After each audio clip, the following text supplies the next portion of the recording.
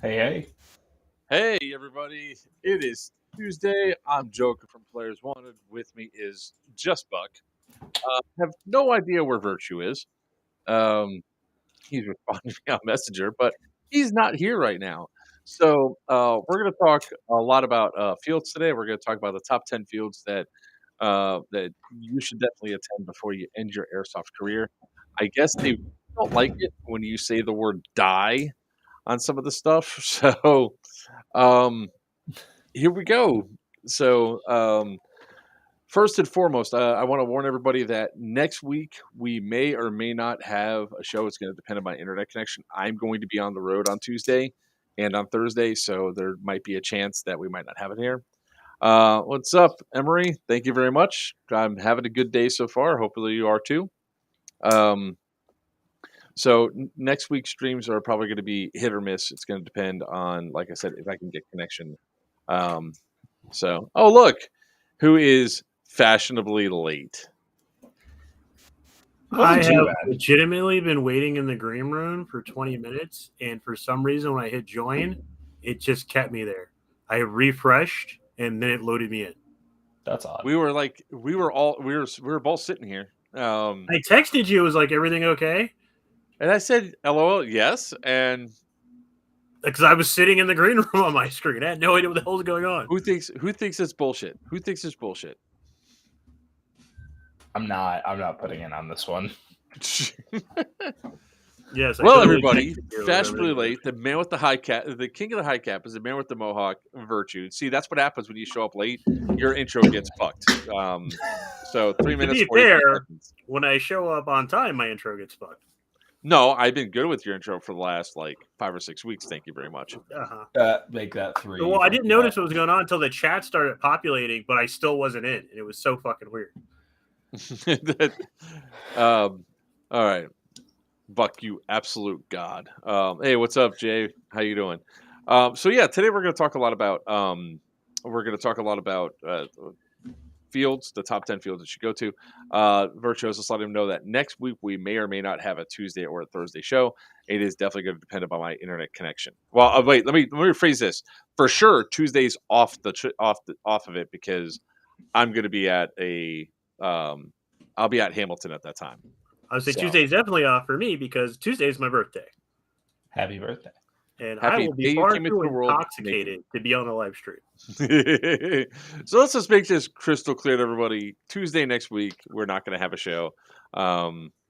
So maybe what I could do instead is put together something that's a rerun or something for 3 hours. Yeah, so we're going to jump into this. We're going to talk about a lot of fields. We're going to start with our lowest ones on the list and work our way up. Of course, I had my list, and for some reason, it just disappeared. So that's awesome.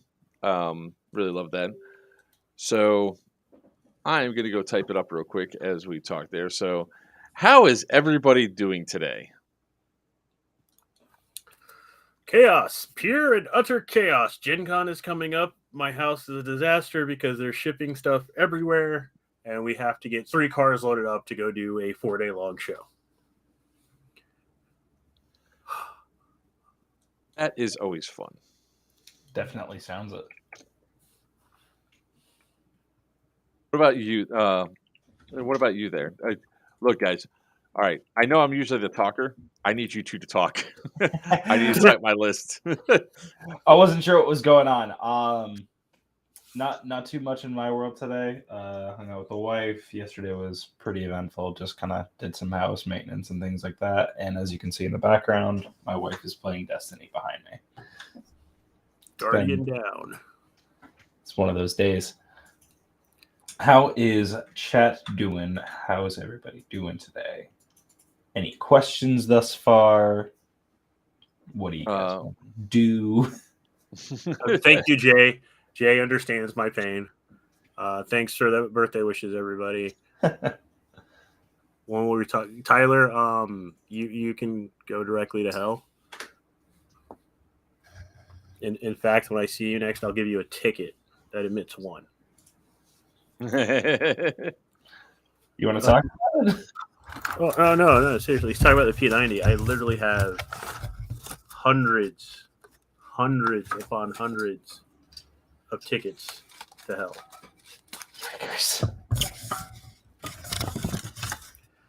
I almost got my list done. So you're working on your list. But yeah, we were having a conversation. We were talking about it. Like, there's a lot of places that people should get to try at least once in their lifetime. We decided to narrow it down to the U.S. this time. But even in the States, there's tons of places. If you get the opportunity to play, you should definitely take it up. Absolutely. I got to rate it. Jesus. It's not easy, right? It's not easy. So, all right. I think I got my list. I think I got my level up. Work at home daycare where the state buddies is lumber. That's my favorite joke. They told us this one in law school, is that if heaven and hell are real and you believe in these things, and there was ever a lawsuit, hell would always win, because where do you think all the lawyers are? Yeah, I remember that one. South Florida needs more. Michael, you're absolutely true. South Florida does need more. They are going to get another field sometime this year called Palm Beach Airsoft. That one. I can't wait for it to come out. Thank you very much, Jackass. After the major shutdown in Northeast New York, we need them desperately. We've got one active field right now that's actually worthwhile. And it's outdoor. We have like one indoor field and it's like 2 hours away. Really? It fucking sucks, dude. There's nowhere nearby. Language. I mean, like, seriously, when it comes down to the reality of it, man, like, some areas are oversaturated with fields, and some areas it's like it's a drought, man. Like, I wish some people would relocate their fields to other areas. Like Ohio, I think right now we've got about 12 indoor and 9 outdoor fields. Here, I'm going to pull it up. Michael, yes, that is actually owned by the same guy that owns Miami Airsoft. Yeah. What is the worst state to play airsoft? Alaska. No, actually, it's in no. I don't disagree with that. Right. Alaska gets a rap because everybody assumes it's like cold, frozen tundra. Granted, that's like 99% of the state. Yeah. Well, Anchorage, they could only play for 3 months out of the year. So I would say that kind of sucks. Also, people chose to live in Anchorage, which is just a horrible idea to begin with. I'm just going to say this, Joker. You have no idea the amount of dedication for some airsofters. We have a field that is about 45 minutes that way. It is my main field. They play year-round. I'm not saying that. It sucks. Well, but you have to understand, it's also Alaska, where it gets a hell of a lot colder than in New York. True. It's true.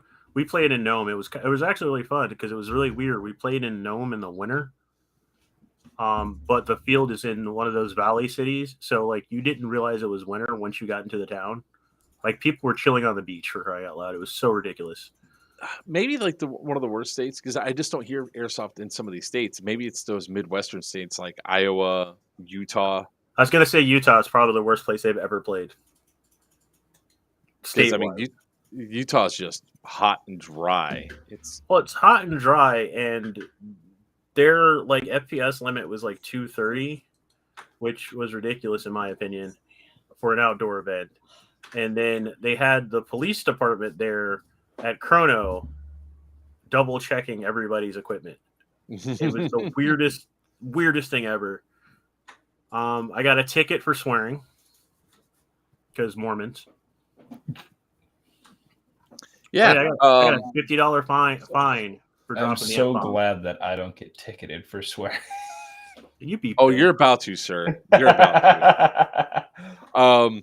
I hope they don't screw the place up like Miami is right now. The rest is so freaking lazy, man. It's so frustrating. On top of that, the ridiculous heat. So I do know that Palm Beach Airsoft is going to be AC'd.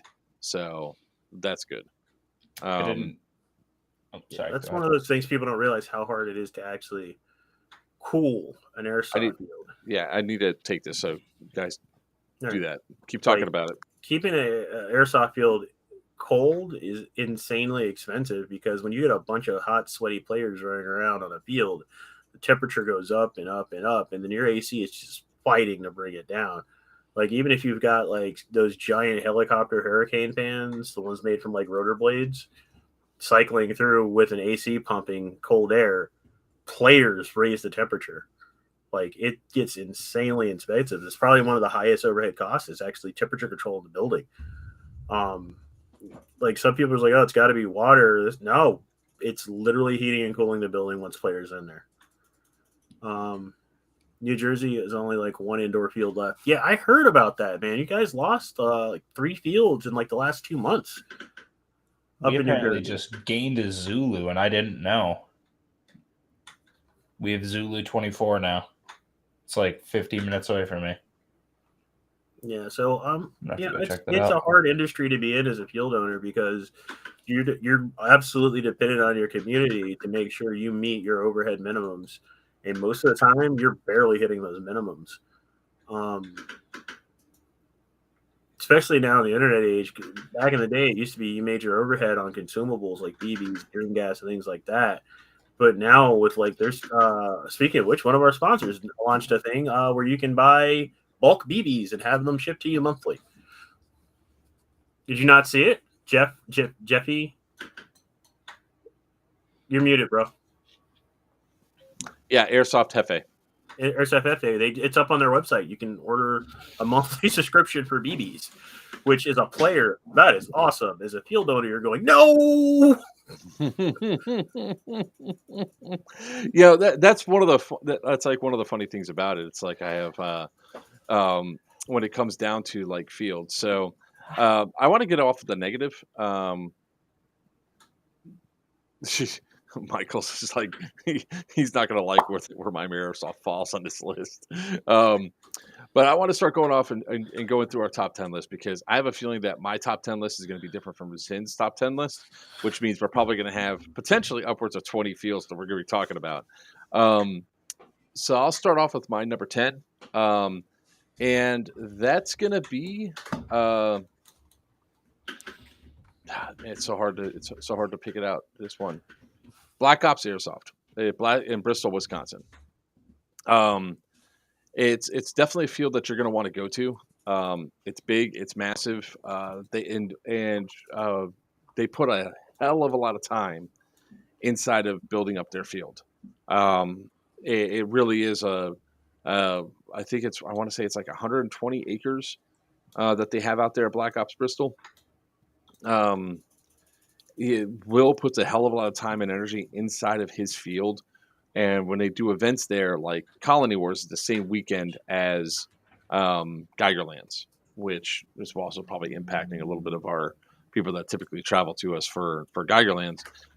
He just throws stuff all over the field during those events, like grenades. Like he was throwing packets of grenades as he's driving by, just for players to use. He's built several different cities that are there. He also, I believe his indoor facility is now done as well. So it really is an awesome facility that he has out there. And he's trying to do everything he can to stay open in the winter because it's Wisconsin in the winter. So, yeah, cold as hell. I do believe that's pronounced Wisconsin. Wisconsin. Wisconsin. So if you guys are up in the area or whatever, or even if you're within like a 4 or 5 hour drive of it, if they're having one of their events there, it really is a good field to go out there and check out. You have several different fields of that field, like with their city. They have one city that's out in the open. They have another city that's inside the woods. They also have different sorts of woods balls. One's like open grasslands. The other one's like inside of woods. They have trails and everything else. It really is a really awesome facility. And the people there are also real awesome too. Unlike Joker, who steals your nades, I took one nade. One. Just because I couldn't get the pins out of the other ones doesn't mean I stole them. Are we going to go back and forth, or you're just going to run through your list? No, I'd say go back and forth. So that's my number 10 spot. That's Black Ops Airsoft. All right. Well, my number 10 is going to be GamePod Combat Zone in California. If you've never been, they perfectly captured what it's like to be on an outdoor event indoors. And as weird as that sounds, like you've got the wide open lanes, the game modes, it actually feels like you're fighting in an air-conditioned village, as weird as that is. When we played there, I was skeptical at first because if you ever see pictures of this place, I think I have a few. The streets and the pathways, they have narrow corridors, they have wide corridors, and they have some that simulate an actual roadway with cars on them. And when I first saw that, I was like, oh, great, that's going to be a turkey shoot because it's going to be impossible to clear that distance. But the way they did their layout is you could actually push those streets fairly easy with adequate cover from the sides. I didn't realize this my first time running through, and I thought I was going to be, Billy Badass and just run through and gun. Yep. And I got flanked left, right, and center every time I tried to push the main road. So it gives you that feeling of being at an outdoor field, but indoors with air conditioning for lazy people like me and Joker. Because you got AC, bro. We're stopping by. Yeah, if you got AC, actually, I won't be lazy then. I'll be running and gunning. The colder I am, the faster I move. And I recommend it. If you're in California, if you're close to California and you have a chance to play at the Game Pod, go for it. It is one heck of an experience, and the player base there tends to be less drama than most other fields I play.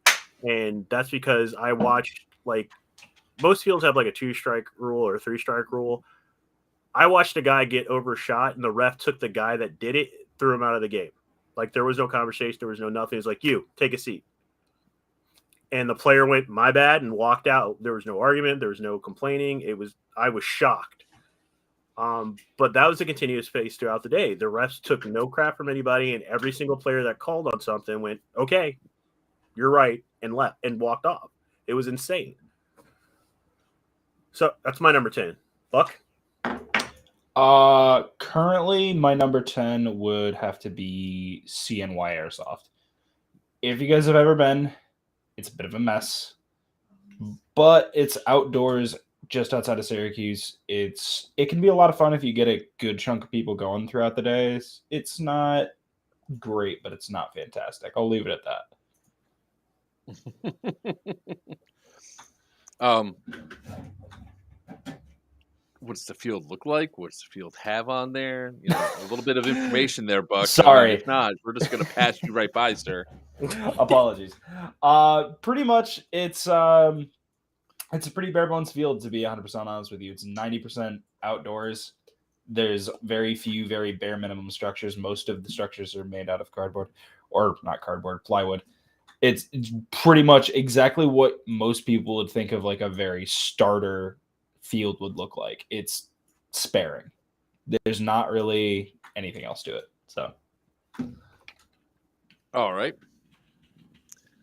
Let's see here. So, my number 8 spot is actually on my top 3 for just indoor fields. Did you just jump from 10 to 8? Now you're muted.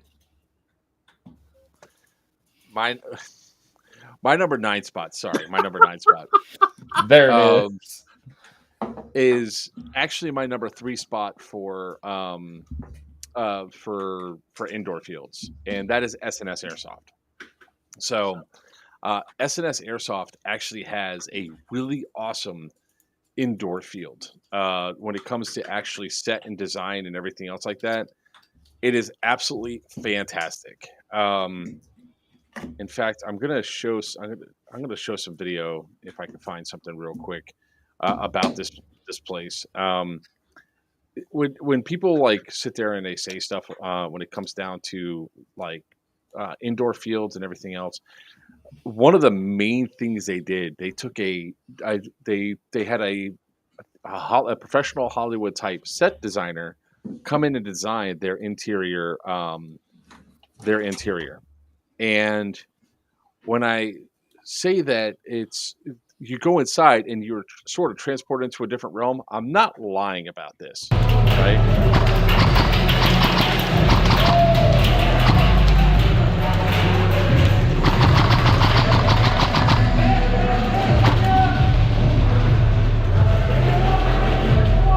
Surrender! Oh, I'm so sorry. That's all right. Surrender!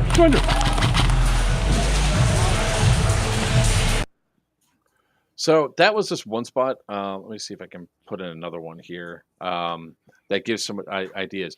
They took all the form and function that they could for their location, because the downside to it, the reason why it doesn't rank higher, is because it's not that big.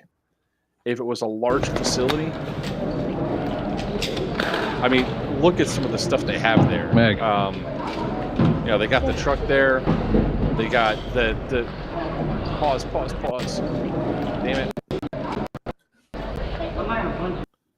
They turned the freaking fans into Apache helicopters to give you the feel. They got a tank out there. So they put a lot of time and energy into their set design for their field. That is absolutely fantastic. Again, the only downside to this field, the reason why it doesn't rate higher on my list, is because it's just so small. I wish there was. I wish there was like.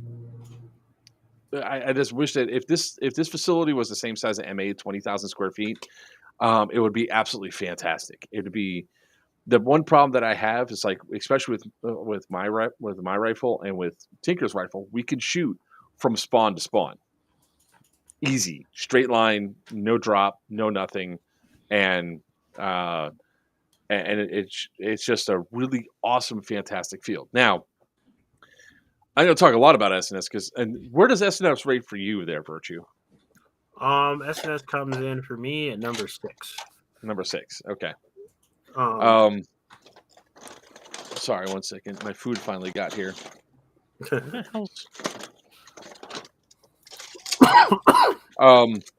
So what's also kind of what's kind of cool about SNS Airsoft is their indoor their pro shop is absolutely fantastic.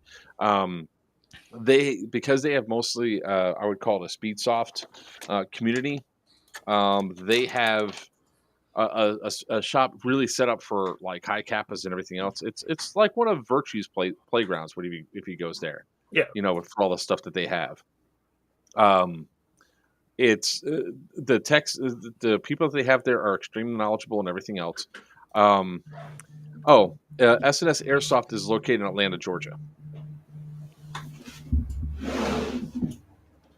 It's on I want to say the northeast side of Atlanta. I couldn't tell you which side of Atlanta is which side of Atlanta. So I believe the overall arena with the Speed QB thing is 15,000 square feet. I could be wrong. I think it's I think the area is smaller. I think it's 15,000 total. Maybe if we had a computer that we could access to find out how big SNS Airsoft is. We only had the power of the internet in our hands. I know, right? Let's see here.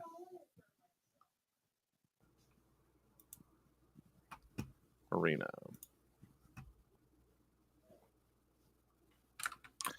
It says it's 24,000 square feet. That can't be right. That's only if you're including the store and like the warehouse space. It's definitely not that big. I want to say it. All right, so I'll tell you what it feels like because I don't have the actual size. I want to say that it feels like it's 10,000 square feet because it's that. One of the cool things they have, which it's cool at the same time it's bad. They do have a surrender rule there, a bang out rule, but it's surrender, not bang bang, which is counter to what almost every other field says surrender, bang bang instead of surrender. So if you're going there from like another indoor field or something, you have to switch up from saying surrender to bang bang or bang bang to surrender. It could throw you off a little bit.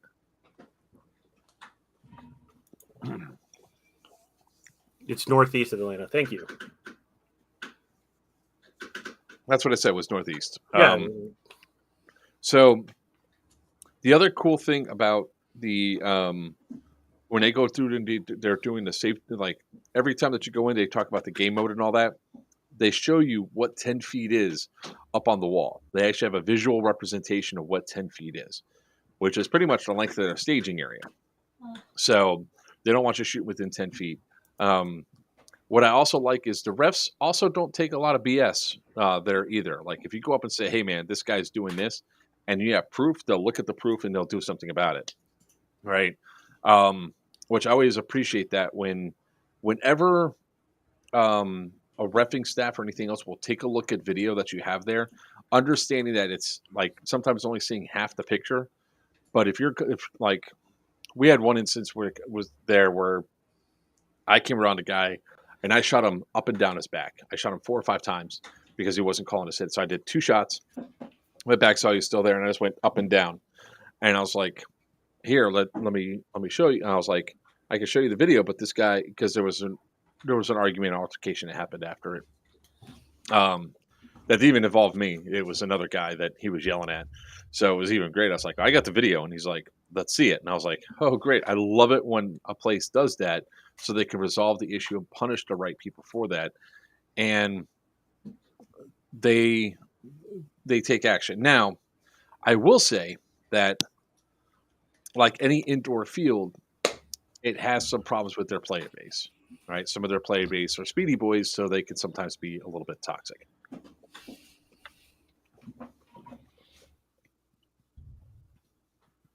What else do you have to say about SNS there, Virchew?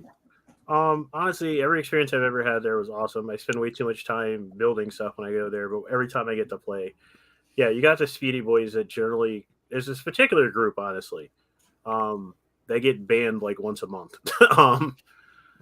But they never do anything overly aggressive. It's just that their play style, they believe they're immortal and there's no way that those people hit them.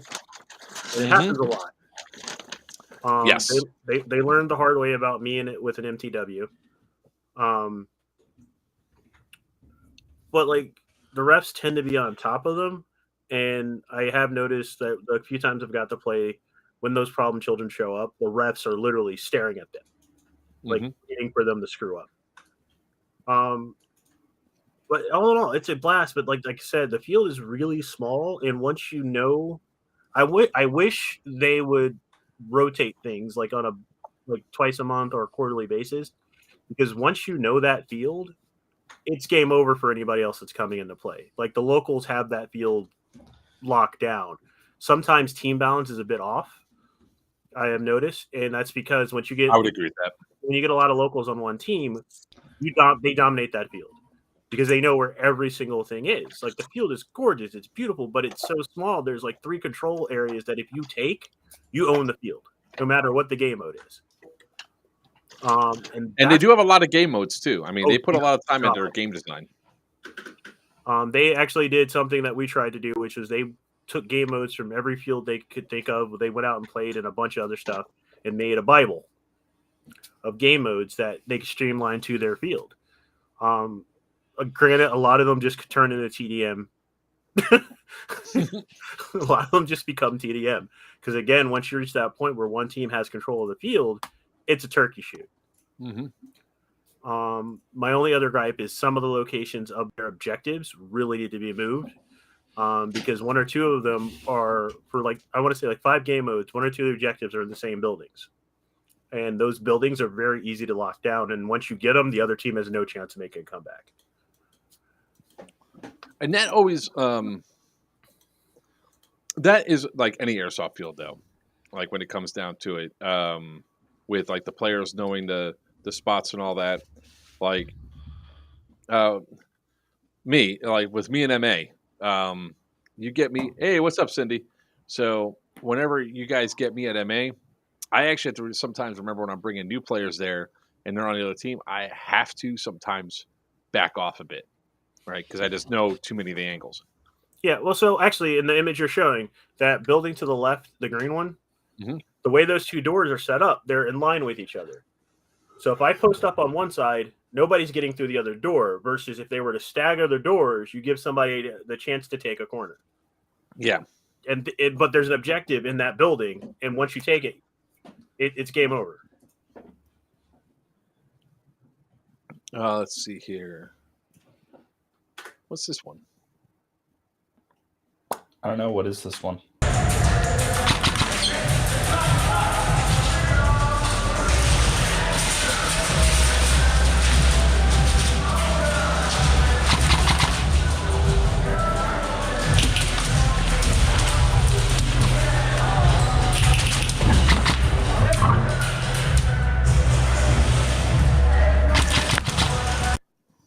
So that's their spawn.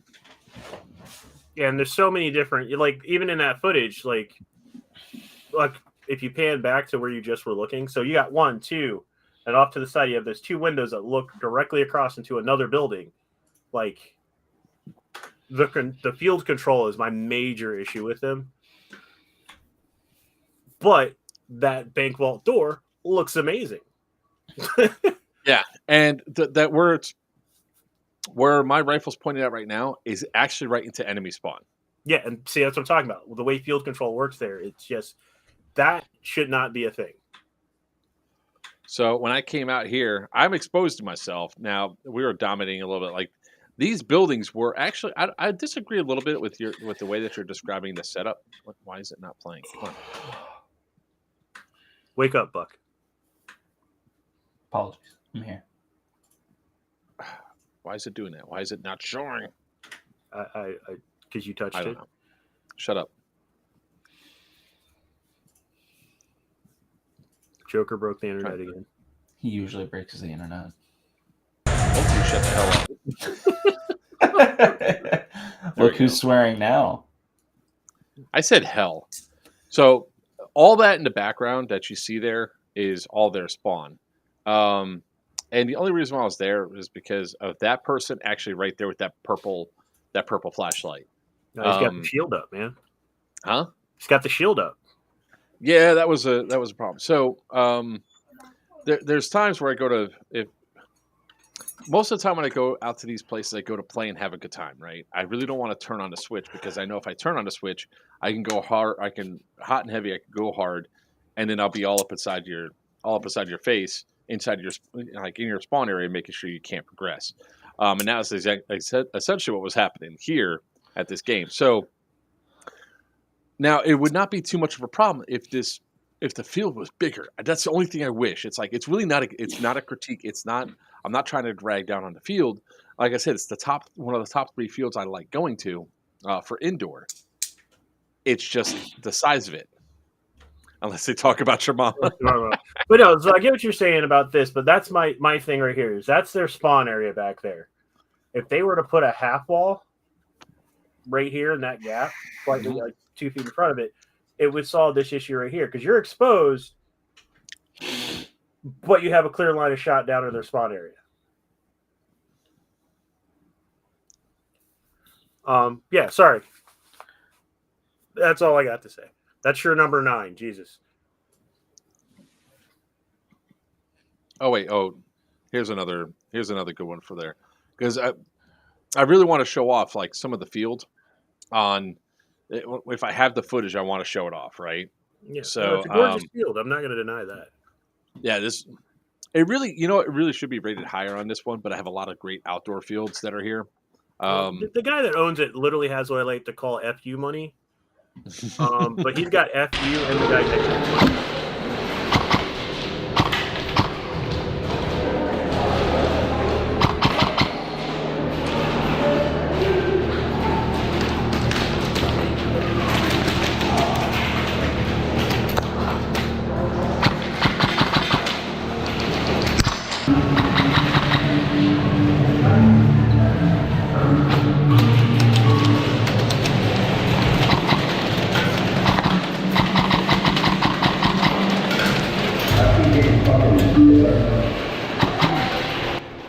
I'm going to turn the volume down because we can still talk and they can still hear us as we talk about this. Like I said, they have a lot of cool angles and everything else that you can do, but this is definitely over my. This is when I like kicked off my. All right, you want to camp our spawn? You really don't want me pushing hard and coming out. Turn that way down. There we go. Yeah. So I mean, that's why I said it's if you guys have a chance and you're going through Atlanta, if you're trying to find a really good indoor field, especially with an awesome pro shop, check out S&S Airsoft. Also, if you like Nerf, they do a lot of Nerf there as well. So they do mix and match both. But they don't allow modded Nerf guns anymore. What's the worst insult you know is airsoft insult? I don't understand exactly what you're trying to ask her. The worst airsoft insult I know? Is that the question? I guess. But what's your number 9 there, Virchew? Number 9 for me is actually going to go to Maryland at Tactical Airsoft Arena. Because they... What? I was going to say that for mine. It's on your list too? It's on my list. I was there when I was in DC for a little bit. So they started as a group of friends that are on a team and eventually opened their own field. And on a low budget, they did something I haven't seen high budget fields do. They started off in a small area. They slowly kept expanding it. But like, you ever played the game Doom? Yes. Imagine that as an airsoft arena. Yeah. It is intense. It is tight quarters.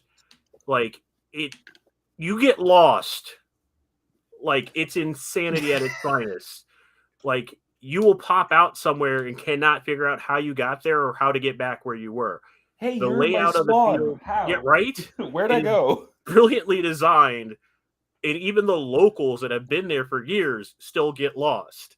I swear they switch the shit up every what's week. that called? I swear to God. It's Tactical Airsoft Arena in Maryland. No, they do it every month. They rotate the maze around every month. But it's brilliantly done, and they have the best zombie event I have ever been to in my life.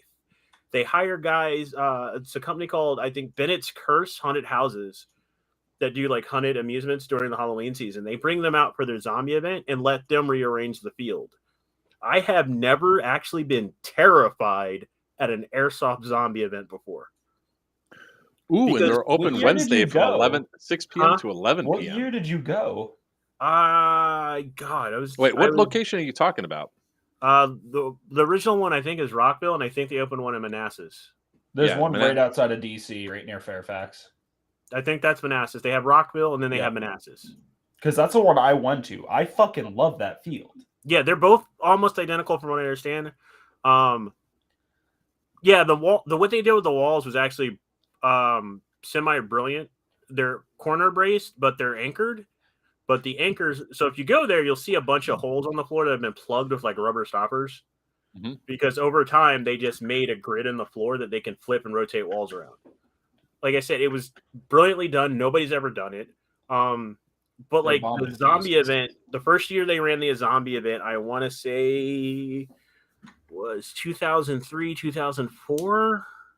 It might have been later. I can't remember exactly.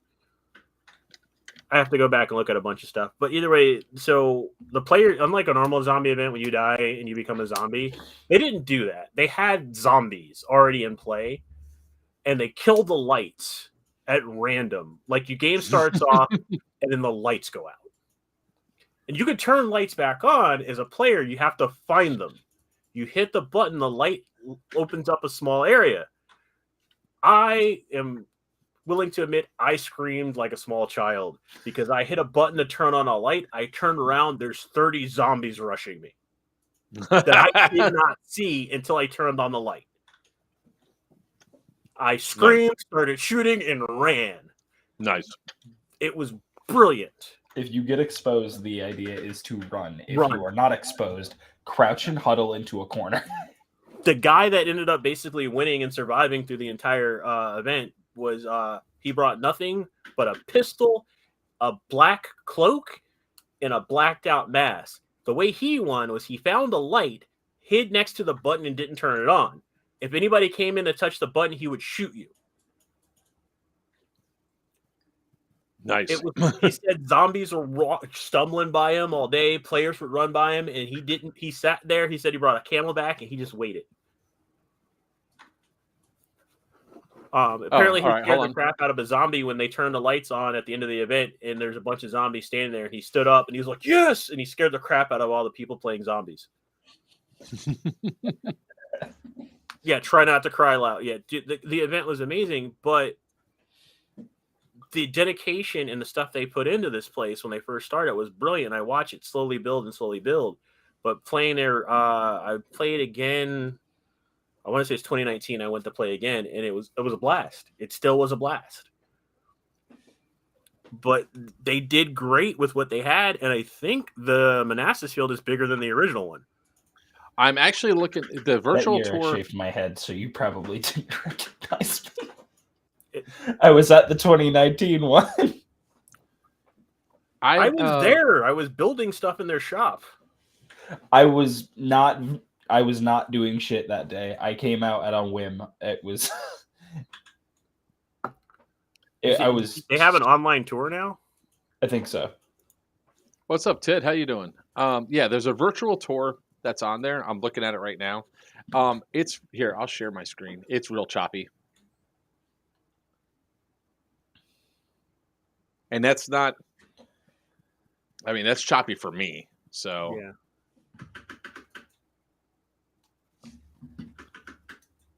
"2019 was the year I went. I went to 2 bomb diffuses on one of their weekend games, and then I went to that event. And that was it. That was the only times I went for that field. This is a tour. It looks like they were still building it.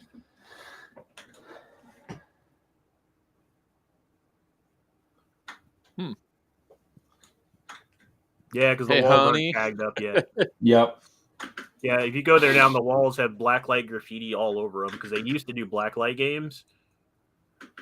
I don't know if they still do it, but just the overall experience was a great field. So my number 9 is going to go to TAA.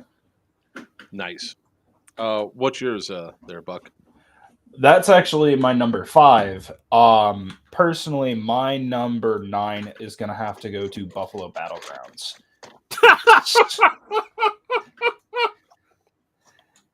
Story time, evidently for Sin. No. That's my number 8. We got some mixed match there, bud. This is not good. Anyway, my reasoning for number 9 on this one, I thoroughly enjoyed that field. Similar to Joker's number 9, the issue with it is it's such a small field, and the locals fucking terrorize. There was a guy this was one of the fields I was banned from. What's it called again? Buffalo Battlegrounds. I was day banned from Buffalo Battlegrounds because I knocked a kid out. We went out. It's not actually in Buffalo, New York. Just outside. Yeah. Funny enough. But anyway, this kid was an absolute fucking nightmare. He went out. It's hold on. If I'm reading this right, it's Airsoft Laser Tag Arcade Mini Bowling? Yes. Because it's the airsoft field itself is like the largest section of the field, but it's like just a tiny section. It's only like 20,000 square feet of the airsoft field. Anyway, so there was a kid that had been previously banned from the field, I want to say 3 or 4 times, but he's friends with the owner, so the owner keeps letting him back. So my issue with it was him and like his whole group of people were all HPA tapped, shooting hot as shit. And we went out with just a whole bunch of rentals. It was me and I want to say 2 or 3 other people and the rentals. So the rentals were all small children, and he was lighting them up and down, trapped them in our spawn. I went back to spawn after I'd gotten shot by one of his buddies, tried to leave spawn, and he lodged a BB in my neck. So I went over and I punched him in the face. Buck. Well, we got to talk about your anger issues there, bro. Listen, I've been banned twice. That was reasonable because there was 2 children bleeding from their temple. I know cool. exactly the guy in the group you're Fuck that talking guy. about, which is why they are so low on my list, but at the bottom. I like the field. I think it's very cool, very good speed soft, very good just in general. Rush corners, take corners, very good. Most of the players are really good about like parlay, things like that, bang, bang, etc. It's just that dude and his team. He's a dick. If you go there, you're going to have to deal with him. Point blank. He's there every day. Every day they're open for it. Yeah, but you know what? What I have found is that when I go into a lot of these things, now I'm looking at the trailer video. It looks like there's a lot of open space there, like from the structures and all that. It does not look like there's a whole lot of cover. Every now and then they'll like They drop add stuff barrels. pretty frequently. Yeah, they'll add stuff in and they'll take stuff out. It's their attempt at keeping it fresh because they realize that the local players just dominate. And they lost. They don't have the fresh blood coming in regularly. Because that kid specifically. Yeah, I made him go home when we were there. Because he was the same group of guys was running around doing just being douches, and somebody was like, "Yeah, he knows the owner," and I was like, "I don't actually care." But I'm there with a bunch of vets who were there for just to hang out, and then we're going to hit a bar later. So I've got Marines, Army, Air Force, one puddle pirate. But he got this kid just gets in my. I say kid, but he's a kid to me. He had to be in his 20s. Gets in my face and just starts talking trash. And I was like, "Do me a favor." He says, "What?" I said, "Touch me." He says, "What?" I said, "It's because if you touch me, it's not assault when I send you out of here." And he just kind of blinked at me. I don't deal with that. He was like, "Oh, you're big and bad." I was like, "I'm not big and bad. I'm just telling you right now. Either shut up and keep playing or touch me." Want to find out? Because if you touch me, one of us is going to get hurt. He fucked around and found out with me, and he ended up with a black eye. Well, no, his buddies stand up to like back him up, and then my buddies stood up, and then the size comparison, they sat back down, and then he realized he was on his own. He was like, I got stuff to do today," and he left. I didn't give his buddies an opportunity. When regulars do that, it never fails whenever I go to a new field, like especially one that doesn't know who I am, like where the majority of people don't know who I am. I love it because they don't expect me to be as good as I am. So all the regulars, yeah, well, but they don't expect this big fat guy that's running around in a Hawaiian shirt to be that good. They expect me to be shitty. And all that. So a lot of times when I see the regulars there and there are these sweat players, these try hard players that are just like, I'm going to kick your ass. I'm going to win and all this other stuff. It's like, man, do I love just eating them for breakfast and just taking them down and just knocking them down a peg. And then 9 times out of 10, what happens is they go running to the refs and go, "This guy's got to be cheating and everything else." They're like, "No, we're watching him. He's not cheating. He's just catching you." Big man can move. They hated us. The whole impetus that started the thing was grenades. Because you throw grenades in that field, you can't tell where they're actually coming from because it just echoes. Sound bounces so bad because the entire right wall is all plexiglass. It's pretty bad, but like they kept doing this speedy boy rush towards us, and we just Nate trained our way through them, and they got upset. All right, so that was what number are we on now? 8? 8. We're on 8 now. We're on 8. His 9 was my 8, so you're up. Gunny's Warfare Center, located in Waxhaw, North Carolina. I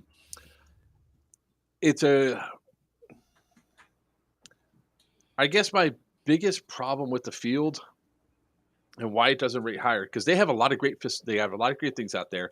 Gunny's awesome and everything else. He's in the top 5 when it comes down to like outdoor fields to go to, especially in the South. They have, I think it's 64 playable acres. They have 2 cities.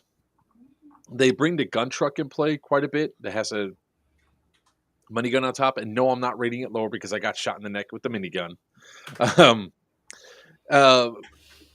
There's, let me pull up gunnies real quick so you guys can see what I'm talking about.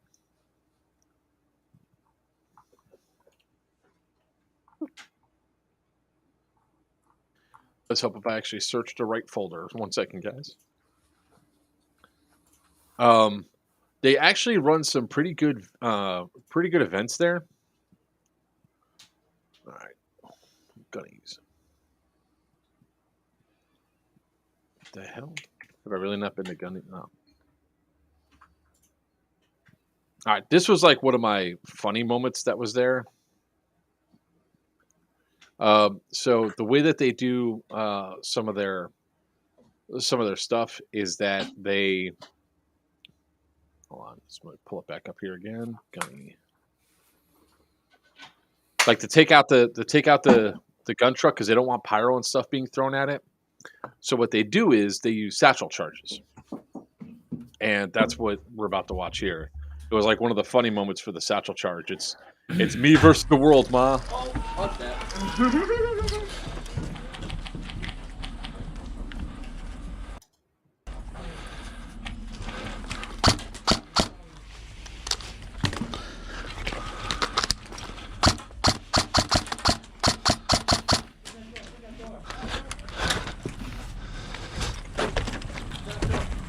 Boom!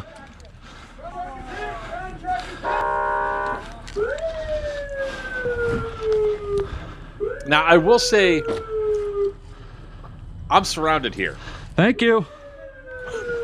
I'm the only one that's up. There's me and that one other dude were the only ones that were left at this location. It's like, guys, we're kind of screwed.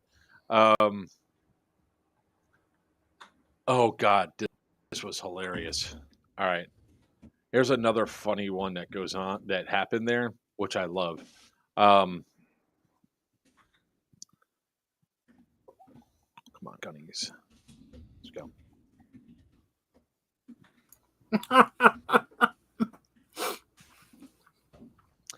Tyler, you're absolutely correct. That was from 2 years ago. Gunnies Warfare Center from 2 years ago. So you're absolutely correct. I had it on there, and I was using the ARP.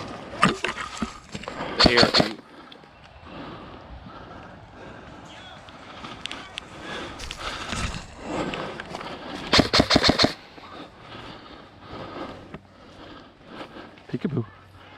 You better not have no fucking cameras. Oh no. Oh, yes, I do. These bastards.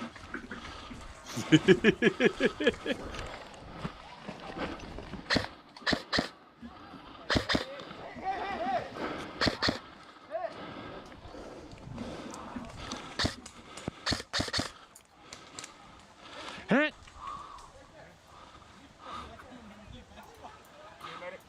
Sure.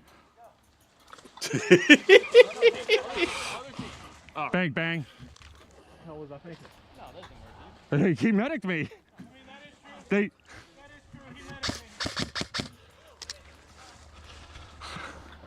Sorry, guys.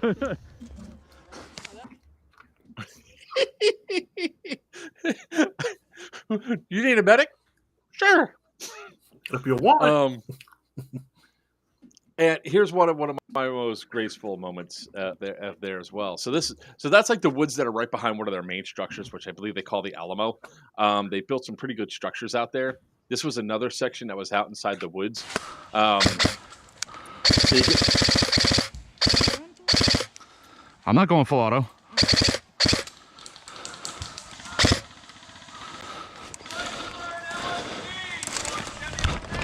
That was semi-automatic.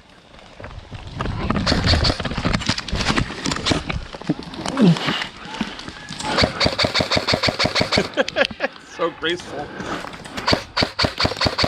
Like a newborn deer. Fuck.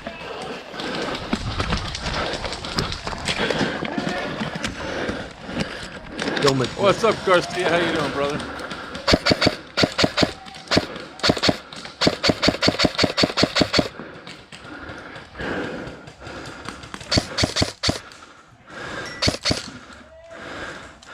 So this just gives you like a little bit of idea of Gunny's Warfare Center. Just like any field, sometimes the regulars can have an issue, which was actually kind of funny because during that event, I had a yelling match with a guy that was pissed off that Tinker got shot to hell, right? Because we were up there. This is part of our trifecta run. We were at Scorpion Tail, and I'm not going to call him out because it was funny because we're friends now. But at this event, they shot Tinker, and they didn't realize I came up from behind and I got in a position. And the guy's walking around shooting with his dead rag still on top. So I shot him, and he goes, "What the hell?" He goes, "You're dead." I was like, "It wasn't me." And his boys that were up top that were in this, like, they have like this almost like a little fire base in this little hill here that's about maybe 10 feet tall. They're even saying, "It's not him, it's not him." And I was like, "And your dead rag's on." Like, come on, dude. You're out. You're hit. And then I got chased around by the gun truck, which they are really surgical with that gun truck when they use it. So if you guys are in the North Carolina area, you're looking for a good field, definitely check out Gunny's Warfare Center. If you like outdoor fields and everything else, obviously this time of year it's kind of hot, but as it cools down, definitely go out there, check it out. They have a really awesome field out there. They do put on some pretty badass events. Sin? My number 8 was Buffalo Battlegrounds in New York for the same reasons we just discussed. All right. But like, what's yours name, Buck? Mine actually is going to have to be R&M Paintball, also in New York. Most of mine are in New York because I don't get to leave the state very often. Scott, yeah, I'm gonna have to go through. I realized we should have had these lists prepared in ahead of time, but I will send you my list. I have it on the side here. Yeah, I have to redo my list. I'm gonna have to go through because my list is not in the order I wrote it to Sin. I just wrote the names and put numbers beside them, so I had 10. Gotcha. If you guys are looking for a good play for the day, nothing really too serious, out for a WeGo, the way that they have this field kind of set up is all of the actual like structures, they have it built out like really well, but then there's pretty much nothing. There's like, it's either you're in a very R&M, R, the and symbol, AM, paintball and airsoft. It is in Owego, New York. It's got very good structure, density, good stuff around it, a couple of random things here and there, really good for close contact, close quarters, but also really good for distance. If you like having to be able to like shoot from one structure to another. Like, wow, you are not kidding. There's like structure and then nothing. Exactly. That's the issue. That's the only issue I really have at the field. It's just those desolate areas. If you cannot get to a structure quick enough, you're SOL.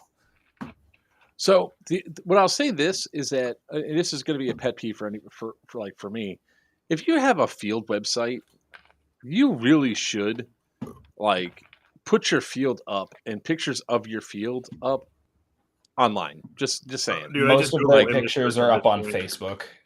I know it's just most field websites for some reason either look like old MySpace profiles or really have no content.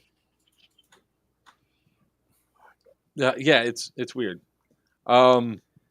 What's the stranger, most airsoft, unrelated discussion you had in the middle of a game? It explaining to somebody why a grown man was running around with the dildo sword. That's a good one. That's up there. Jay Rodriguez. I had someone ask me what hentai was. That was interesting discussion. So,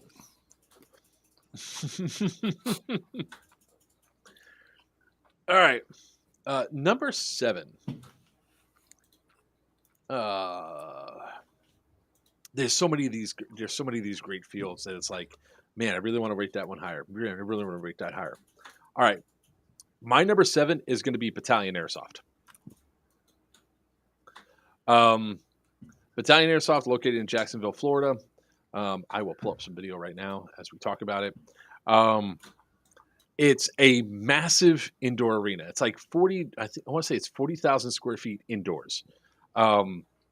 So the reason why this one doesn't rate higher is there is almost zero theme there.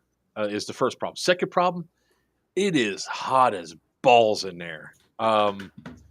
They don't have a proper amount of. I spelled battalion wrong. Yeah, I did.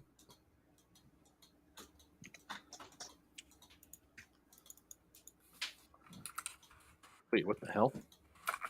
Well, we don't have any freaking video from battalion. That's not right. It gets extremely hot there, and it's never good when you have that much heat inside. For one, it impacts players and their behavior and the way they act and the way they do stuff. In addition to that, people just fall out left and right. And when I say it's hot in there, we went for a night game, which I don't see it. What the hell? And I ended up almost heat catted, which is I usually don't heat cat because I'm usually drinking a hell of a lot when I play. So that's one downside. I really don't have.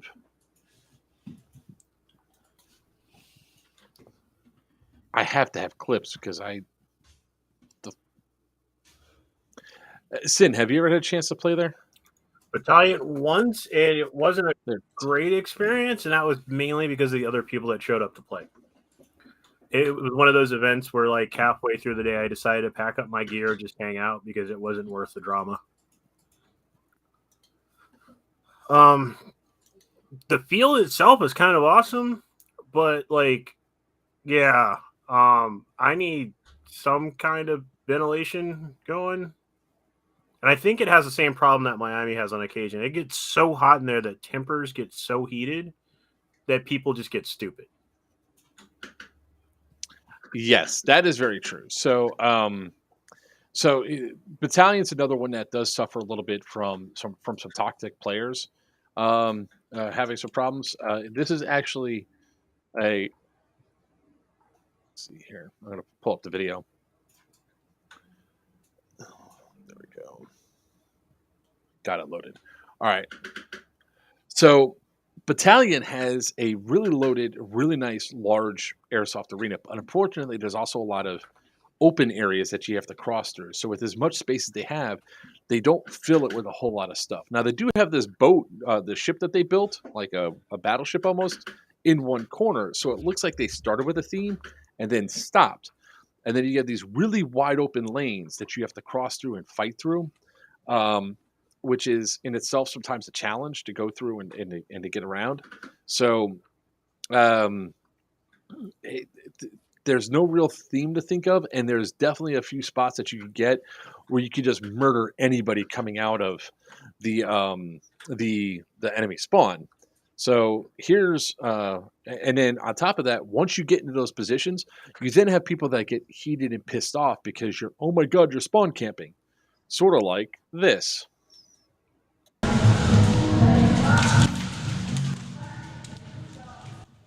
I'm lowering the sound because I don't want to get mailed for copyright. Nope.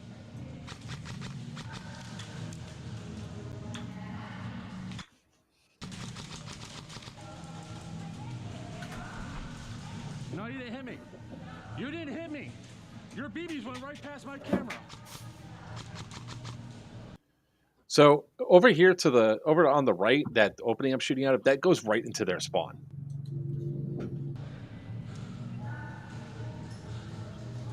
Yeah, that's bad layout design. Those are some of the things, like, my biggest pet peeves in some places. Really? Now she did a whole mess around and find out, right? So if you decide that you're going to do a guerrilla thing with me, I could take a lot of pain, but my gun hits like a freight train. So if you really want to have that battle and that fight, I'm down. It's one of the things that always annoys me. In the time it took her to argue with you, she could have gone back to spawn and came back and shot you. Mm-hmm. Don't try to play uncle with joke. I don't. I typically don't lose uncle. There's another one that's Yeah, and that's kind of what happened to me when we were there. I had my 417 out, which can reach out and touch someone. And I found this one corner near like this weird fuel depot thing they had set up, and I had like clear dissection of the field. So anytime the other team would try to cross, I would just nail them, and they got so upset about it. Don't worry about HV airsoft, Scott. I am going to be getting to that one. That is on my list. That is top. That was such a good. I love HV. Don't get it twisted. That is an amazing field. I absolutely love it. All right, I'm going to one of the other hard drives, the external here, because I need to find this one as we talk a little bit more about Battalion. There's actually a really good video of me just straight up messing people up.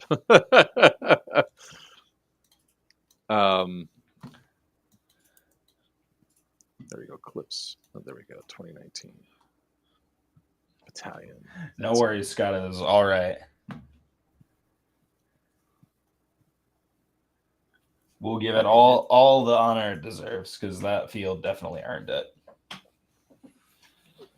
All right, found the video I'm looking for. All right, so this right here, this is a pretty good one. It's one of the things that this was their night game, and their night game was really kind of awesome, right? So it was a lot of fun to go out there. There was a guy running around with a freaking lightsaber. So he actually asked us not to shoot him because him and his buddy were going to go do a lightsaber duel. So I was like, all right, fine, you could run past me, if you're going to go do lightsaber stuff. But this is what I'm talking about. See how much open space there is? Mm-hmm. I have clear line of sight right into their spawn, and if they have no idea I'm there, they're messed up. I think on this one life, I think I racked up I think we counted out like 61 kills because they just kept coming out. Like, watch, look at them all just running straight into me and just getting eliminated left and right. There goes the lightsaber dude. So I let him. So I was letting him go past me, but then I clipped him in his hand by accident. So, at least he took it like seriously. Good on him. Yeah, I mean, and there was this one. You want to come in? I'll get it. It's my light. It's my light. I want my light. Oof. That is dark. I got my light. And the funny thing is I don't need a flashlight or anything here.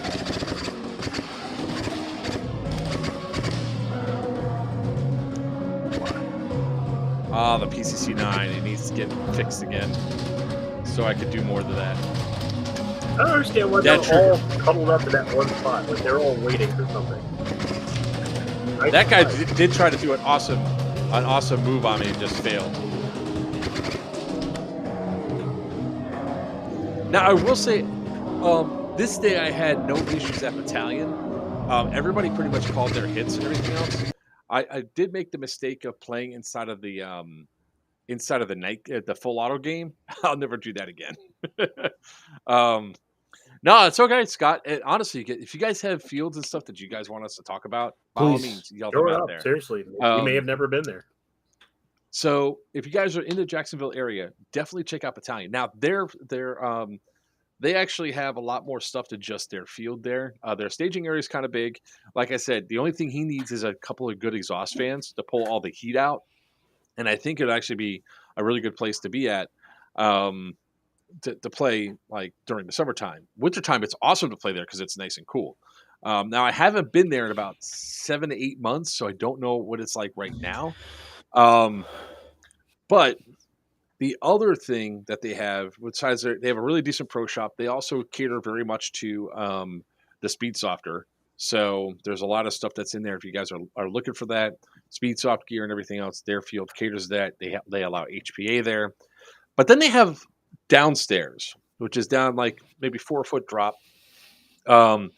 They have an entire place where you can get pizza, hot dogs, and some other things, plus soft drinks and all that. You can go down there and you can play on an Xbox and a PlayStation.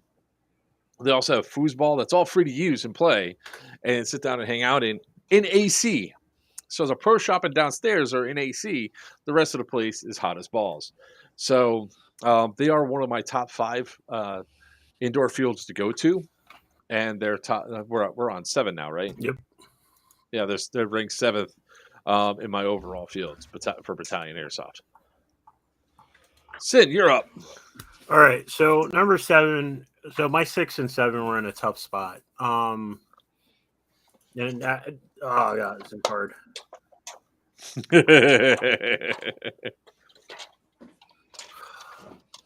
So number 7 is going to be Strike Force Airsoft or Strike Force Sports. I think they changed their name to. And they're located in New York. For 2 reasons. Number 1, their pro shop. If there's a weird gun that you've been looking for and you just can't find it, you go there, you mention it, and there's a guy behind the counter that will stare at you, walk into the back, and come out with a dusty box. I was there, and I jokingly was talking about the original Tokyo Marui pump shotgun where you had to load the metal rod full of BBs and slide it down and lock it. And that was the feed tube. But they were full metal. I do believe they were they weren't aluminum, they were steel. They were heavy as hell, not very gas efficient. But they were a collector's item. It looked like a chrome version of the Terminator shotgun. Wow. Nice. But I've wanted one for years. It's just everybody that had one that was selling it, it was outrageous, or they weren't trying to get rid of it. I mentioned it in passing, and the guy behind the counter looks at me.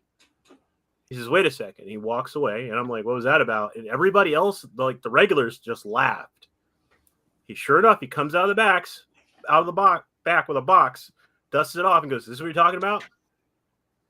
And I was like, "Yes." So I bought it, and I gave it to Sharkbait, who then broke it. Aww, damn it, Sharkbait. But their pro shop, they have a bunch of new stuff. They try to stay on the edge of that, but I think the owner just like at one point when something came out, he was like, "Yeah, give me 30 of those. We'll sell them or we won't." And he's got a ton of stuff just sitting in the back. I cannot remember the name of it. It's the 10-shot revolver. Old school CO2 10-shot revolver. I cannot remember the name of it, who made it, but it was a collector's item for a while. Everybody wanted one. They shot like crap. You had to load the BBs in the shell, load the shell into the gun, and nobody made a 10-shot quick loader. They were horribly designed, but they were cool. He carries one on his hip. When I asked him about it, he says, "I got 3 more in the back if you want one."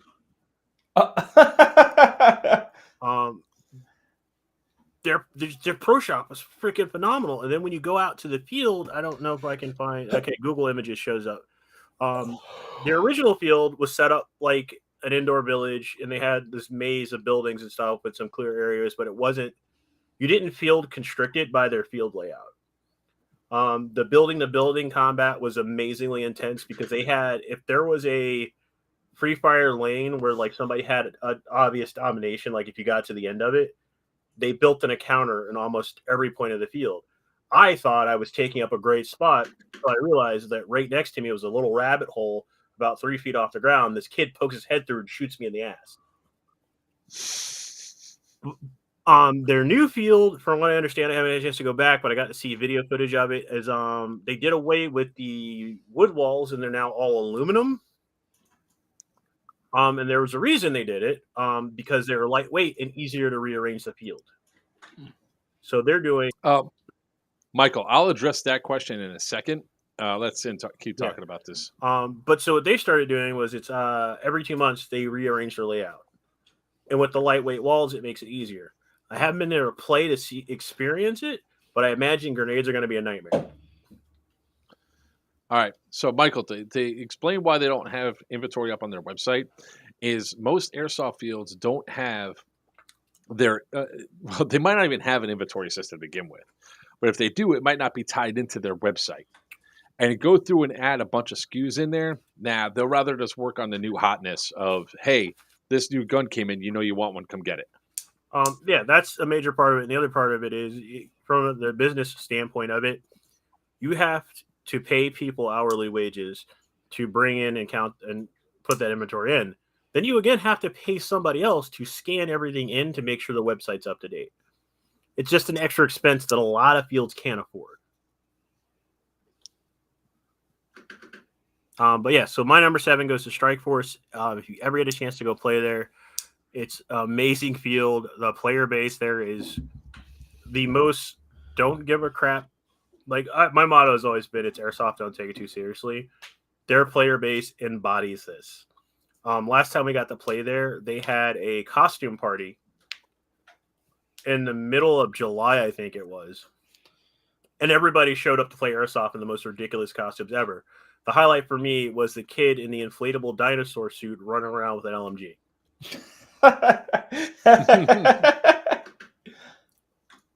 That's awesome. That's very cool.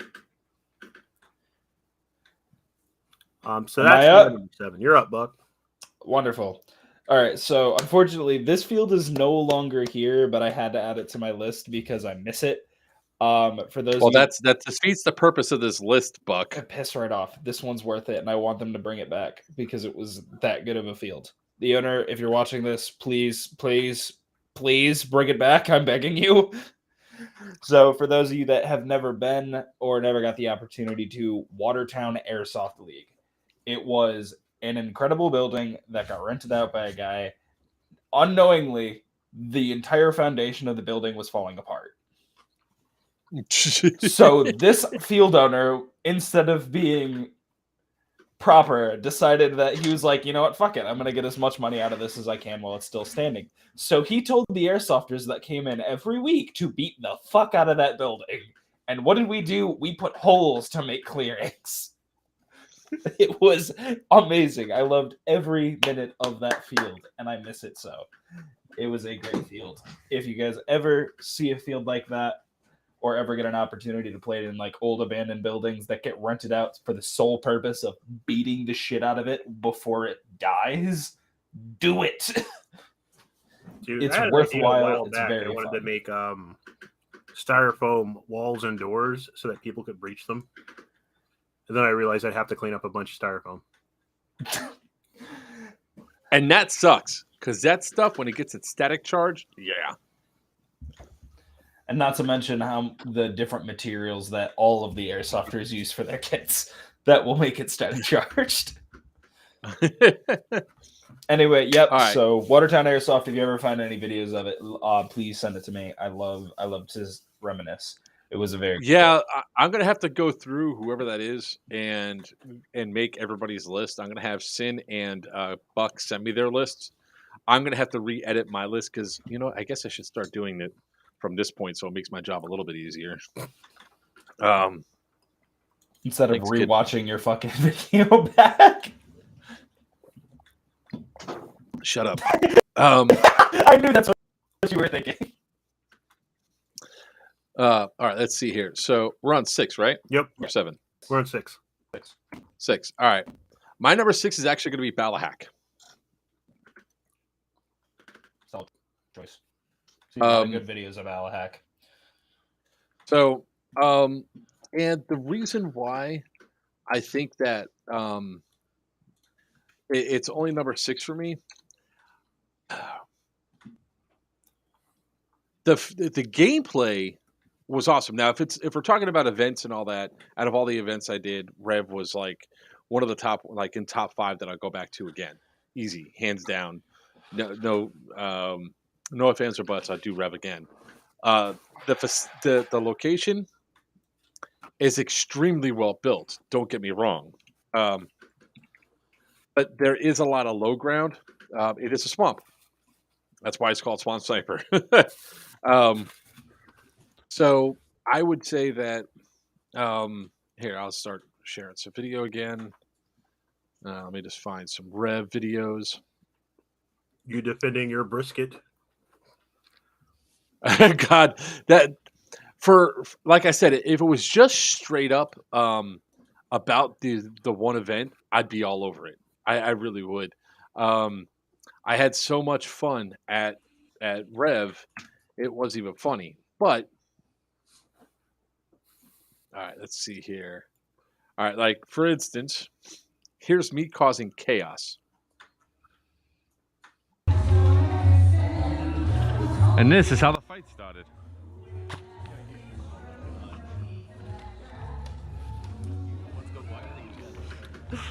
Who that slap? The guy with the duck. Oh, right in his ass. Watch out, watch out, watch out, watch out, watch out. Watch out, watch out. I forgot your name, but you're with Amanda, right? Yeah. You see the kid just start running after he gets shot at. You don't even know where to look. Now, mind you, He's like, there are some really cool elements on this field, right? Let's go back to the video for a second. That was Mom's So where hubs, right? The one with the Huh? yeah, right there. That guy. That's Mom's hubs, right? I have no idea who that guy is. But there's a fighter jet right there. That's a downed MiG. So they have spent a lot of time and energy building the place up. The structures are absolutely fantastic that are out there. So I mean, I can't really knock any of that. They have a good use of Connex buildings.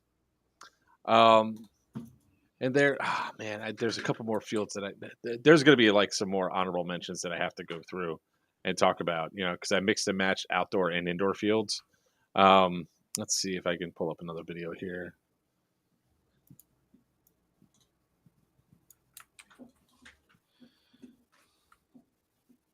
Let's see. Ignore that. Oh, that's the list. no, I make it so nonchalantly. Like this. Right, guys, 2 p.m.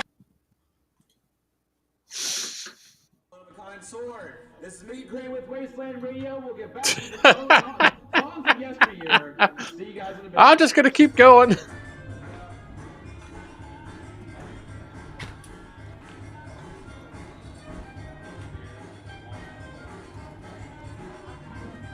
So what I'm essentially doing here is I'm just shooting straight from the hip.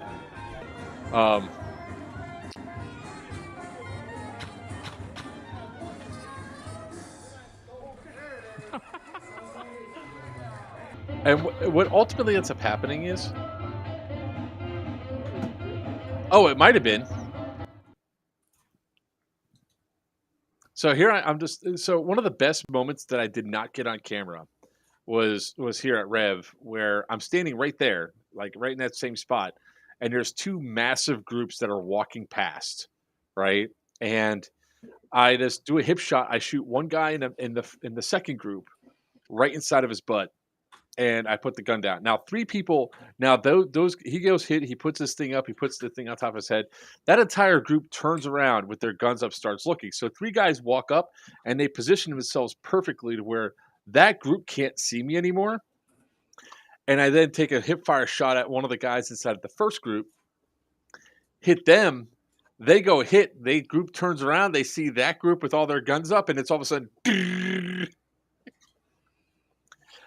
Andrew with the man. There you go. See? Knew it. So I guess I did meet them before. Get it together, man. We have no idea who stole the meat at Syndicate 1. We really don't. I really do hope somebody choked on that shit. I typically don't try to be a harsh man, but you stole that's my one meat. person. You stole my meats, man, and that makes me mad. He's trying to be better than Arby's. He normally has the meats, but he had the meat at Syndicate until someone took it. The funny thing is I remember faces. I don't remember names, right? I'm very facially oriented, if you would. So they looked extremely familiar, and it's like, I know them from somewhere. I just don't know where. Now I know where. It was Rev. So Sunday, I was inside. Do I have any? Let me see. Do I got any video for me being inside?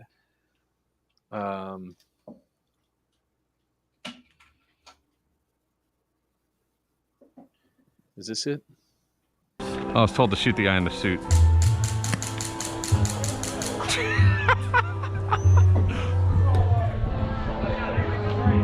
No, that was all from the day before then. Oh, I almost shot your boy.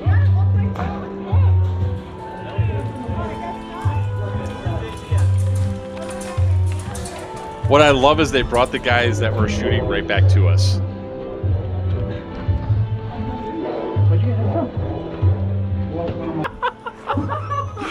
I didn't shoot you though. Yeah, I'm pretty sure you did. I swear. I bet you $1. I bet you $1, sir. No. But I No, did someone in this. You did not hear this noise, and all of a sudden you felt it. Besides, if I would have shot you, it would have hurt.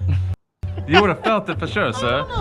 Would we like to go re-simulate this again? You go stand. Again? So you did it to begin with. We can go re-simulate. I know who shot you, sir. And I could give away that person's identity if you bribe me. Bribe you. I guarantee you 100% that you look at Players Wanted and we'll play this video back, and it is not me.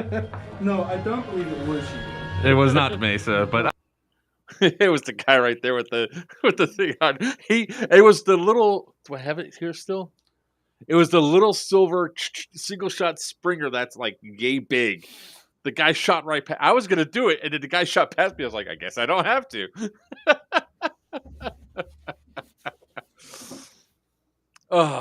The funness of Rev was absolutely fantastic. We're going to do another top 10 of events to go to, and we're definitely going to talk about a lot of events and all that stuff. You guys should definitely do that on a Thursday one, because I'm usually the open play guy.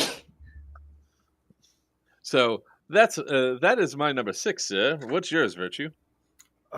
Wasteland Ops in Florida. Wasteland Ops, the one that's the one with the track. Yes, and the giant. Are you talking about Wayne's World? No, Wasteland Ops.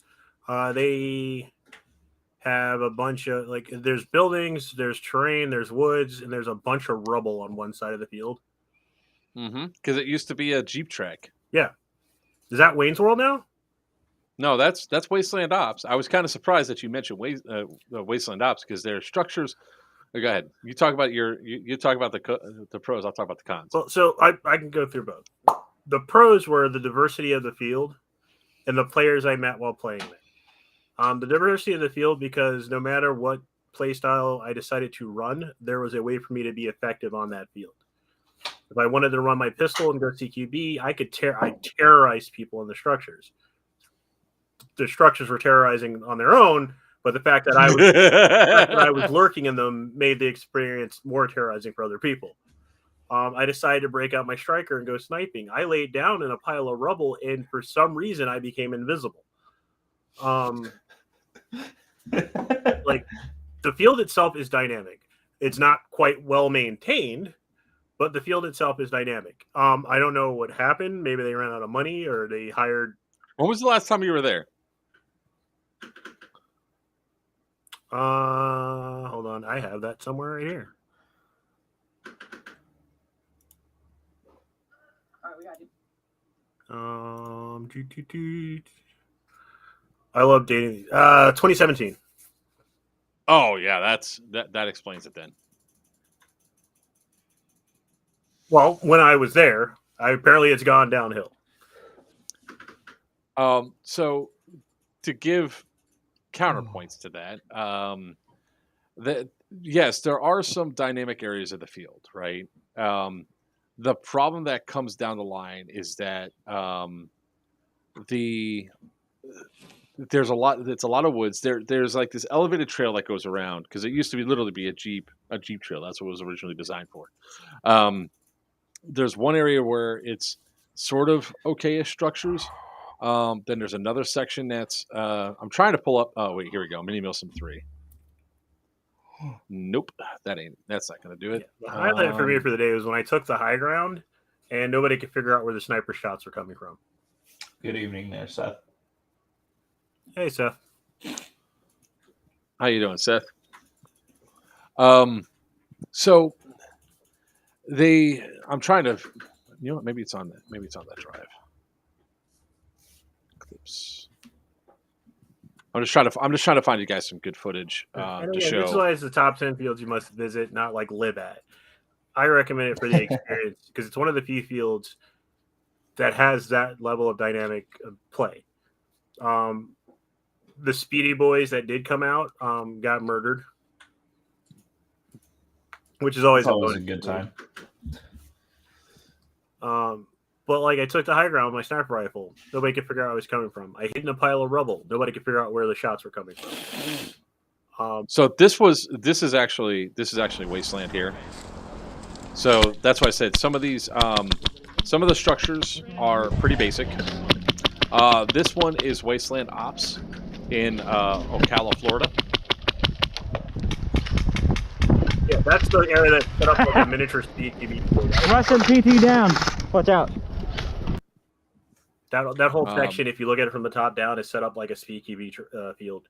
They got the snake, they got the pillars. Like I get what they were going for, but like it didn't work. But me with just a pistol squatting down in there, I made people upset. Because like Joker was just standing up, shooting over the walls. That's what most people were doing. So when I would jackrabbit up, pop them, and pop down, they were like, "What?" Yeah, this is like I'm just trying to go through some of the footage that's here so that you guys could see. Yeah, Seth, so the field, the hills can be fun. The biggest problem that it has is that fishbowl down there is just that. It's a gigantic fishbowl. It's a lot of open field. There's not a lot of cover. There's not a lot of stuff that's there. I think what really impacts the field is some of the players that go there. I don't think I've ever had a game there where I didn't have like cheaters there. Oh no, yeah. I will say this: when we were there, we had the is painful as this sounds to say, the normal amount of airsoft cheating.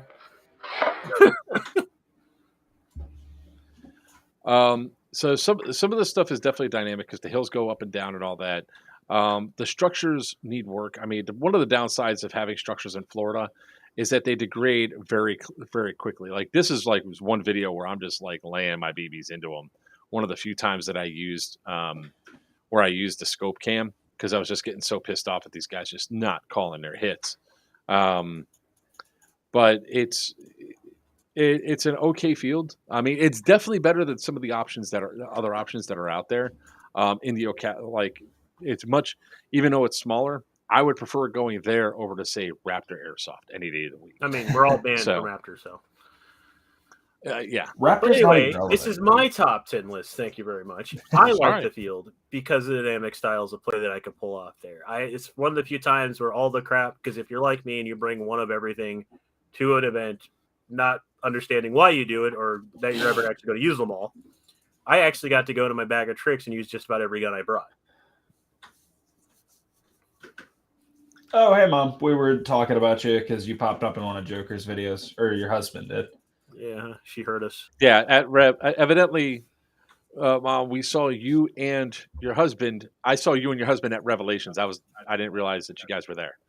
So, but yeah, so Wasteland's on that list because it doesn't need work. Absolutely. As far as outdoor fields go, I have seen way worse structures. Like, that is very true. Do I need to mention Mercer's tetanus field? You have in the past. I mean, like, again, so yes, the buildings do work. I didn't have too many cheater issues when I was there. I just like the style of the field. Honestly, I would like to take that field, move it to Ohio, and have my guys stab it. So yeah, that's my number 6. Buck. My number 6 is Ground Zero out of Connecticut.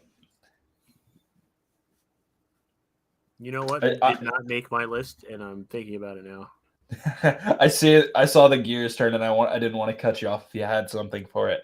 So for those of you that don't know Ground Zero, it is a very decently sized field in the middle of a fucking swamp. So big downside to Ground Zero is skeeters. If you don't like mosquitoes, don't go. Don't do it. I'm from Florida. That's where they're invented. Mm-hmm. You guys don't have mosquitoes. Yep. We have mosquitoes. No. I'll tell you, I went to You've Ground got Zero blood vultures. one time. I went to Ground Zero, and I have never been covered in more mosquito bites in my life, even from when I went to Florida on multiple occasions. See, Never in my life. I was has it told been about that bad. before we went, and I ate like nothing but garlic the day before, and I was fine. Anyway, yeah, Ground Zero, really solid field, some pretty decent structures. If you really want to live your woodland warrior vibes, that's definitely the field to go to. If you enjoy the swamp environment, wear waterproof shoes. They hosted a Vietnam event there once, and it was fitting. It was the best way I can put it.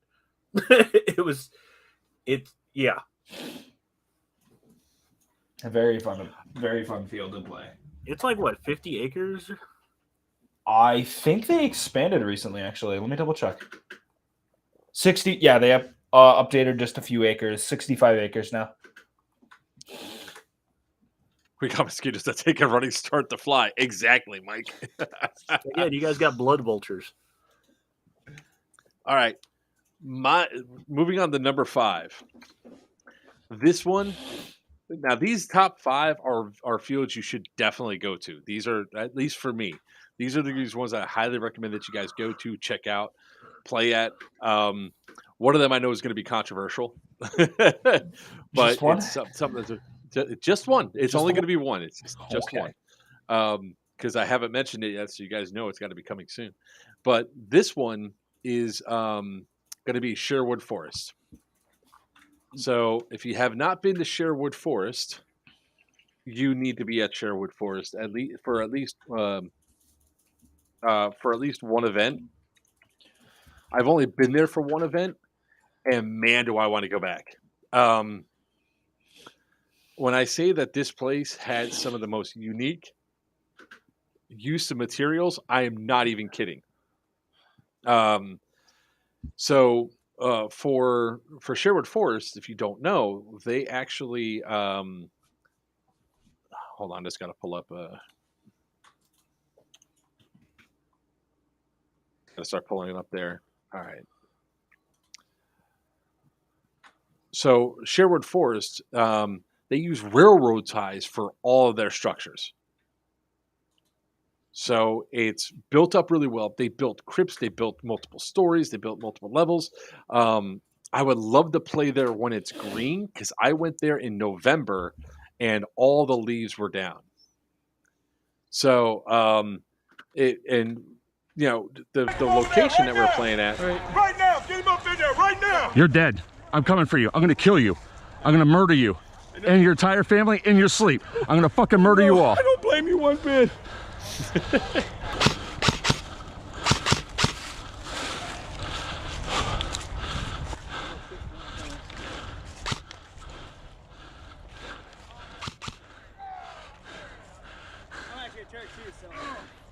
Oh, they just killed us. I was grabbing him. They're killing us. They killed us. Figured that out. So now,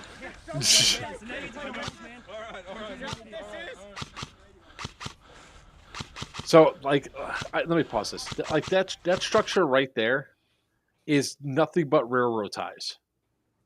That's it, railroad ties, and it's got stairs that go up. It's a second floor. I mean, it's already there.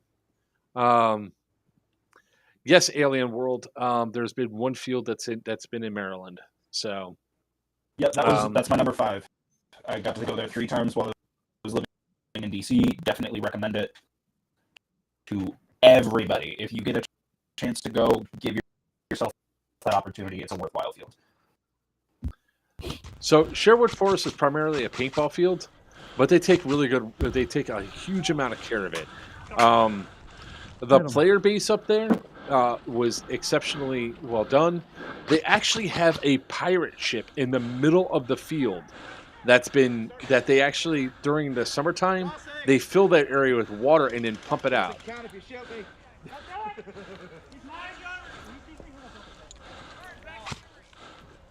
So this gameplay was actually a lot of fun gameplay that was there because there was like 4 different factions that were in play. So that was a lot of fun. But Sherwood Forest, a hell of a lot of fun. I mean, this field, you have terrain, you have multiple different locations on the map. Let me see if I have one with the crypt on it.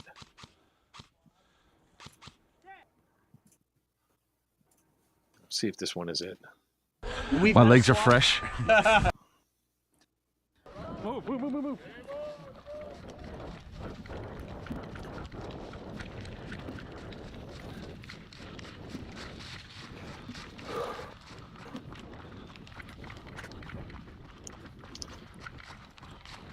For the record, me and terrain do not go well together. Poor ankles. It's not the ankles; it's just the speed. All right, that's the same area. I'm going to try to find another video for this where I could show off the crypt area. Because all right, that was 9:20, so that's going to be on this drive. Also, Alien, there is a second field from Tactical in Manassas, which I don't know where in perspective you are, but I went to the one that was closest to DC. I thoroughly enjoyed the fuck out of that field. It was very good. He's just a Steven Seagal of airsoft. You mean he fakes the moves and then speeds them up?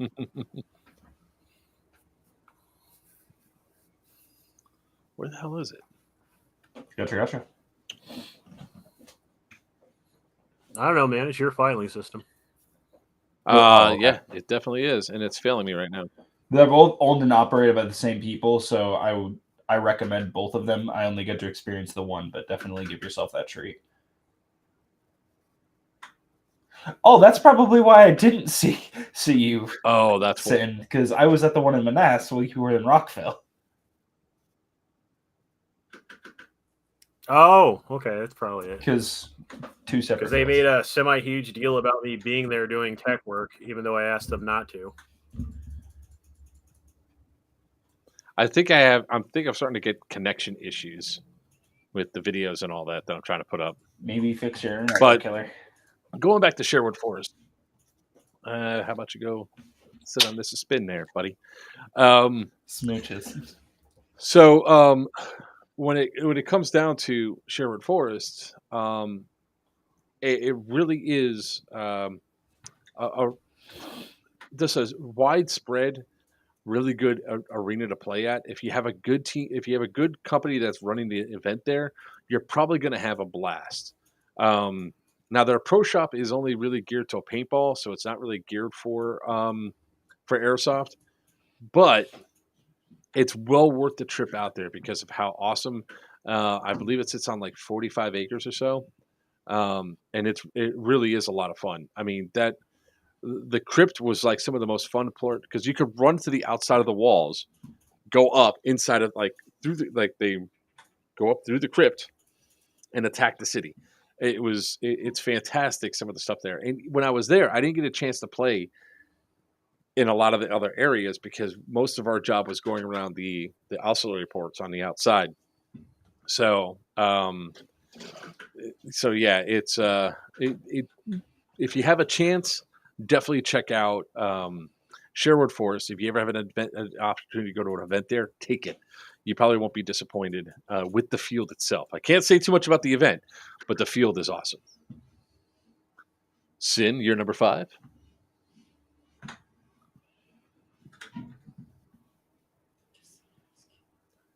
Really? Uh-huh. Awesome.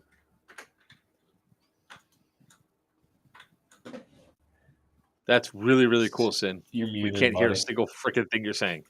Jackass. I said so. My number 4. We're on number 5. 5. Yeah, 5. Is a toss-up between two fields, and it's really hard because they both have the same thing in common. But I think U.S. Airsoft World is going to take that spot for me. It's in California again. I want to say Anderson, California. I don't know what it used to be, but it's like somebody started a housing development and then stopped. But they're actual buildings that you're fighting through, and it's like an actual layout of a town. It's almost like somebody started a gated community and just gave up. That's awesome, honestly. But like the people that took over decided, hey, we've got all these structures, let's just do them up. And when we were there, like I breached into a house that had like it was like playing Fallout. Like there was a couch, there was a TV, it was a house. It was like decked out. All the appliances were permanently affixed to things. I found out because they didn't want people to like throw them at each other. But the gameplay was smooth. Again, it was dynamic. I love dynamic gameplay. I love the fact that if you play a certain way, there's a way for you to participate. They had a water tower that we were allowed to get up on.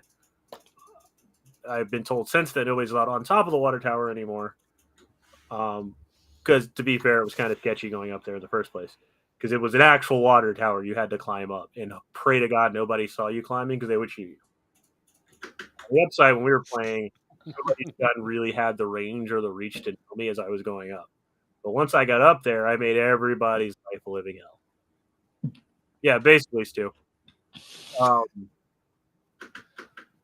at the time, it was $15 for all-day play, which was insane at a time where everybody was 20 to 25. The place was huge. There was a ton of players running around, and you never felt like you were not involved in the action. I've been to a lot of huge fields where it's like Lord of the Rings. You spend so much time walking, you forget there's an event going on. Literally, there was no point throughout the event, and there was 3 teams that you did not feel like you were part of the action, or that your interactions actually you felt like everything you were doing mattered towards something.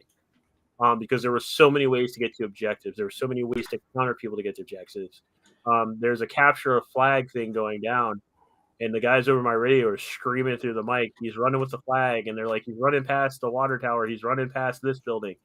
He's hiding in the gas station. And if you are on the field, you can look around and go, there's a gas station. And it was an amazing event. And then the field itself just led to that. Like we went back for just an open play there, and it was insanity at its finest. It was $15 for the open play, like I said, but it was still an intense and amazing event. I got one of my favorite grenade kills of all time because there's a bunch of guys hiding in an empty pool. And I couldn't push them because they had a point on me, and I couldn't push them, so I chucked a grenade in. It goes off, and the ref called everybody in the pool dead. And they were arguing about distance, and he says, "You're in a pool. You're dead."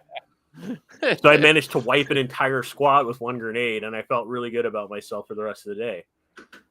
But they found this property that was kind of like out of use, U.S. Airsoft World. But like, hold on. Oh, there we go. Can I share this image? Share screen. Nope. Maybe you can't share. Why can't you share the screen? I got to make sure I have the right image. Oh. Thought you meant something was blocking you from doing it. No, here it is. So yeah, so like the comm center, there's the capture the flag mode I was talking about. Just in general, like the houses, I don't know if I can get that in the shot. Yeah, there it is. There's the police station. But they had all these buildings that were just set up, and this isn't even showing like the village part of the field where the houses and stuff were. Was just nuts, and it was an intense gameplay mode. I love the field. I wish they would do more with it because they're only open, I think, from like April to November. That's weird. Because it doesn't. Correct me if I'm wrong, but doesn't California have like no snow? I don't know why, man. I do not know why.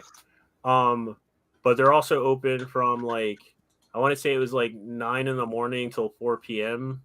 And then they would shut down for 2 hours, and they would open up for night phase, they called it.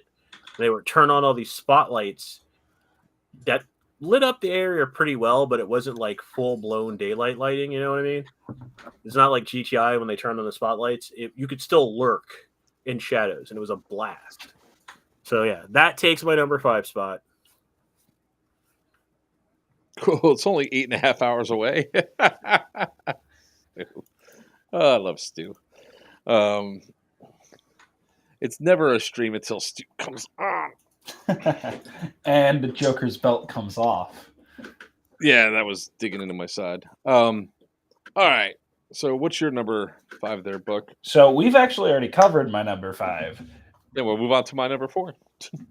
Tactical Airsoft Arena Ow! is my number 5. If you guys are in the DC, Maryland area, definitely give those fields a shot. There are 2 of them. There's one closer to DC and one closer to Rockville. Give them both a shot if you can. Good owners, good field, fantastic. I really enjoyed it. Snout out of that. All right. So, number 4 for me. Controversy time. Dum, dum, dum. Miami Airsoft is my number 4. Now, I'm not going to flip the desk.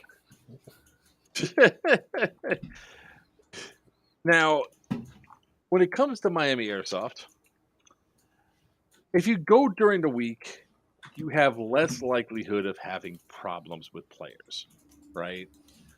The one biggest downside to Miami Airsoft is the players. And that weekends are just ridiculous. It's 4 due to lack of option. No, actually, it's 4 because Miami Airsoft has a really good theme. It's Hialeah. It's got a house. It's got a townhouse with a car, port, planes, Everglades. It's got a lot of nice features to it. The gameplay is pretty easy to understand there. There's a lot of great lanes that happen with Miami Airsoft, and there's a lot of great play that happens at Miami Airsoft. The only downside is that Miami Airsoft suffers from the players. That's its biggest problem. If you can it did get better. Sadly, be there playing there tomorrow. It's not sadly, Chris. First off, you get to come back and play with your boys and all that. But it's like you can have some really awesome moments of airsoft in there, and I mean, he's got planes. I mean, there's the houses. I mean, they have a lot of props that are inside the entire place. They got bus. Like here's actually a lot of wholesome play. There's Everglades again. There's the port area. So they have a lot of stuff that's inside, which it leads for there's like some areas that are tight to play in. There's other areas that are wide open over like barbershop side. And there's stuff that you have to work past and get through, are some of the things that you really have to, it elevates your game by playing at Miami Airsoft. Let's see here.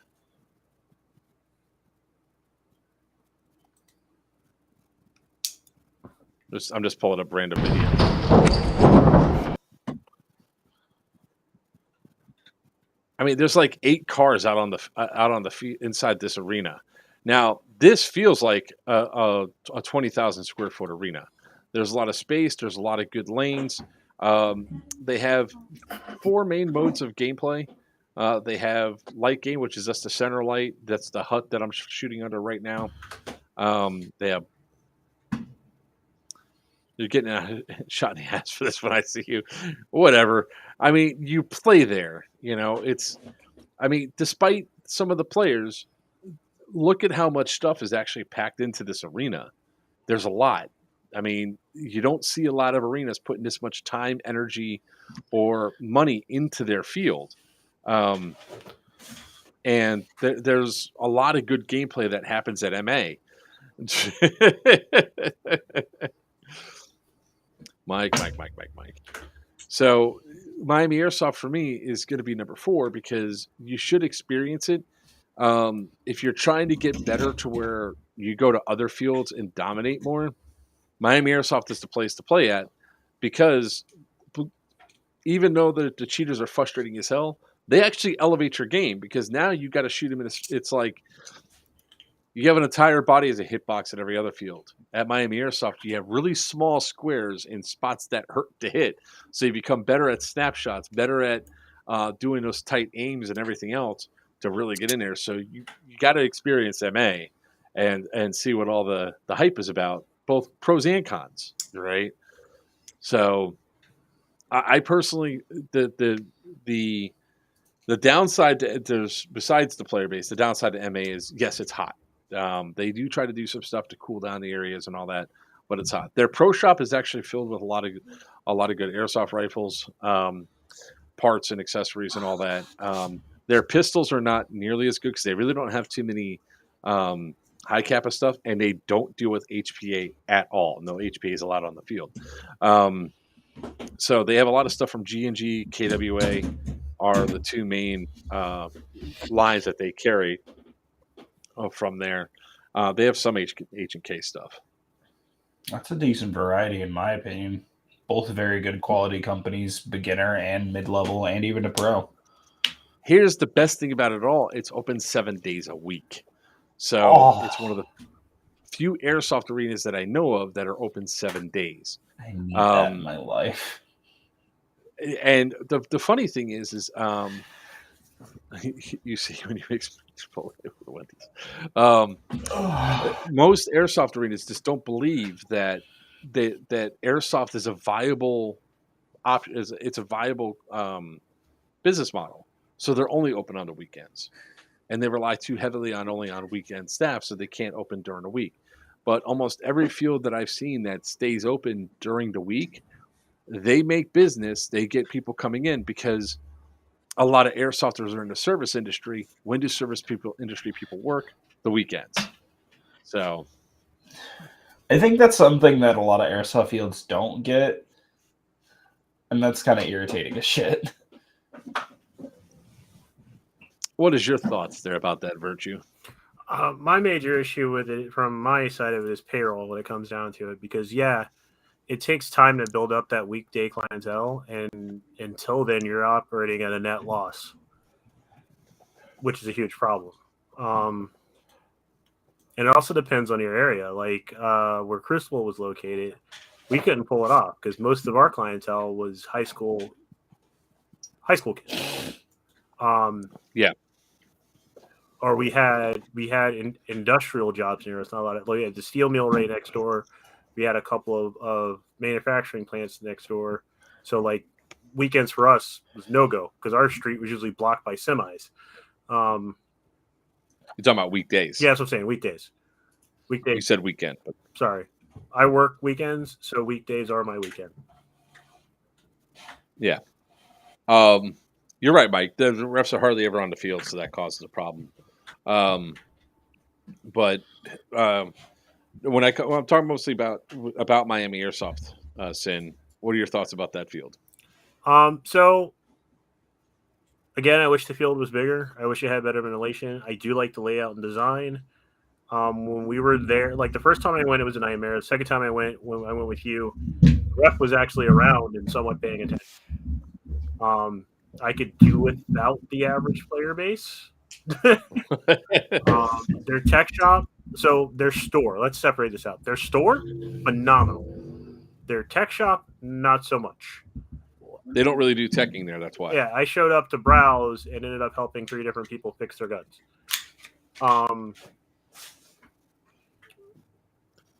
His layout is the same? Pretty much, Chris, from what you know. Fence is a little different. So they change fences out about every 4 to 6 weeks. But like, I like the flow of the game. There's some overwhelmingly glaring advantage. Like, I want to say it's the bungalow. When you go upstairs, you have line of sight down into the fences. Yes. Yeah. So you're talking about the hut. Yeah. Yeah. Which I think is a design flaw because there's no counter on the other side of the field to it. Except that from the other side, from port side, you can, and we do it all the time, take out people that are in the towers. What the hell are you doing? I don't know. Fixing something. So what I mean by counter is soft counters and their hard counters to field objectives. Right now it's considered a soft counter because, yes, you can look up and shoot at those people in those windows. That's a soft counter because your attention is up here and you're completely exposed to everything in front of you. That's why it's a soft counter. A hard counter would be something across from the field at the same elevation with the same amount of coverage so that you can suppress those windows to let your guys that are down low move. I usually don't have too many people being in the tower, especially if they decide that they're not going to call hits, because there's easy ways to flank around that tower and to take the guys out of it. Yeah, again, you move, you operate. There's like perfect examples when I killed the two guys in the tower and I took the tower. That one guy that was apparently immortal that you got the video footage of me shooting. Yeah, well, I'm actually looking for that right now. The second time around, I came back. He was up in that window. While I am nailing him, I got flanked. Because, again, it's a counter, but it's a soft counter.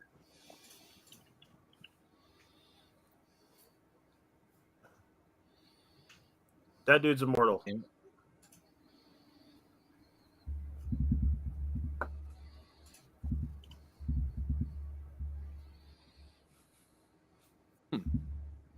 I not clip your video?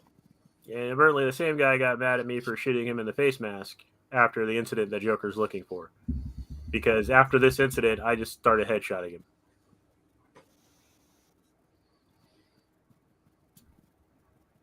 All right. Oh! Wait, is this it? Look. It was the red cheetah, right, Sin? Yep.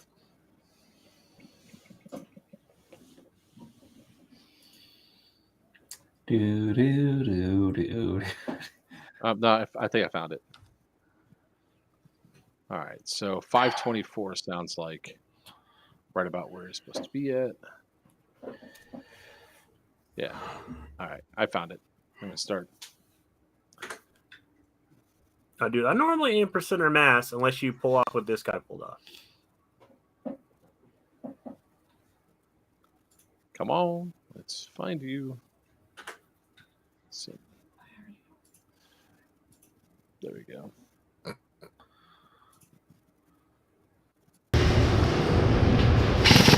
Sorry.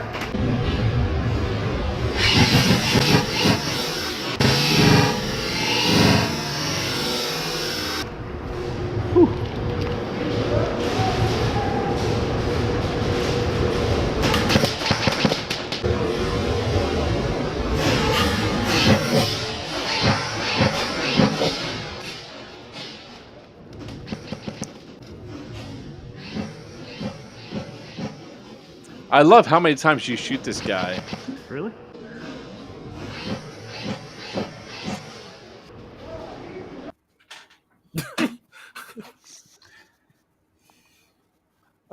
So there's that one. There was The counter is the baguette. Yes, the baguette. Here's another one of Sin playing in Miami. Same guy. I didn't feel it.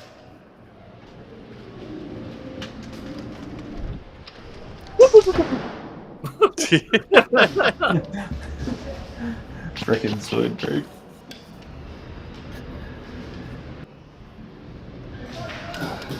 Blockbuster hot.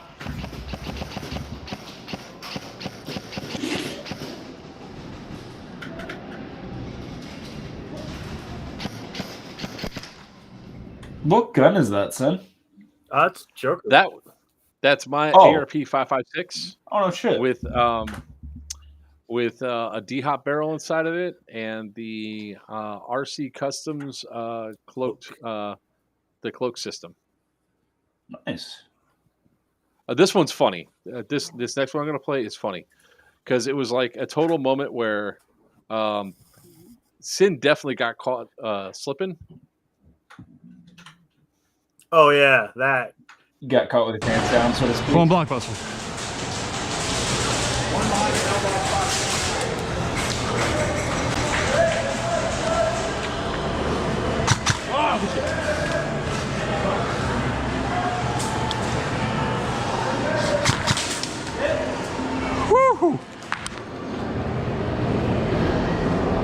Good hit.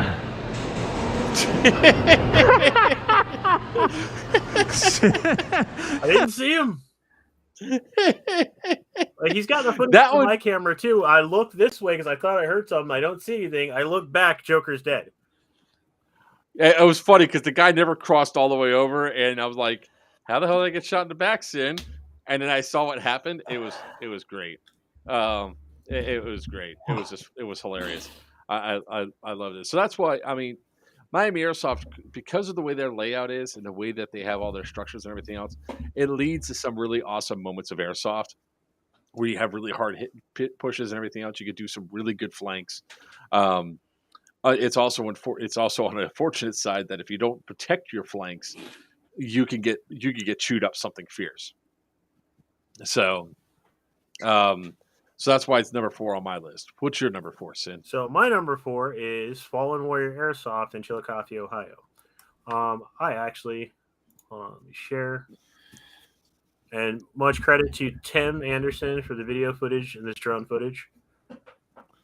So I'm muting it because he has some really cheesy music.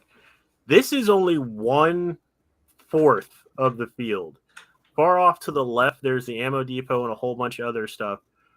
But this is what's called the lower village and the upper village. This is the only outdoor field I've ever been to that has a 3-story building that you can fight in. Balahack has a 3-story building. You can fight in. 2-story. You can't fight off the 3rd floor. Oh. Trust me, I cried. Rephrase it. Swamp Sniper. Oh, apparently. I'm sorry. Black Tiger Airsoft has a 3-story that you can fight off of. Oh. Well, only one I've ever been to. So, and there's this is beyond the upper village. So, like, there's structures scattered all throughout this field. Further north of this, there's a giant airstrip that has runway structures on it. Like, the field is massive. But they go out of their way to keep it spicy, and this was during the winter event that we ran.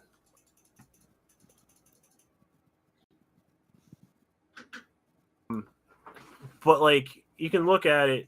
Well, I mean, that's kind of Most of it, so off to the left, all that snow is the airstrip. Like, the field goes all the way up to that trickling of wood line you see to the sides.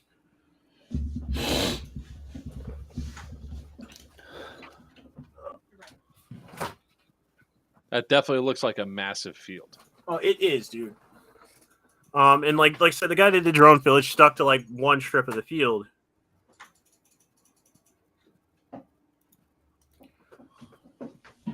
But again, I love dynamic play. But from that 3-story, you have a commanding view 360 of this part of the field. But you can literally get sniped from anywhere on the field if you're sleeping up there.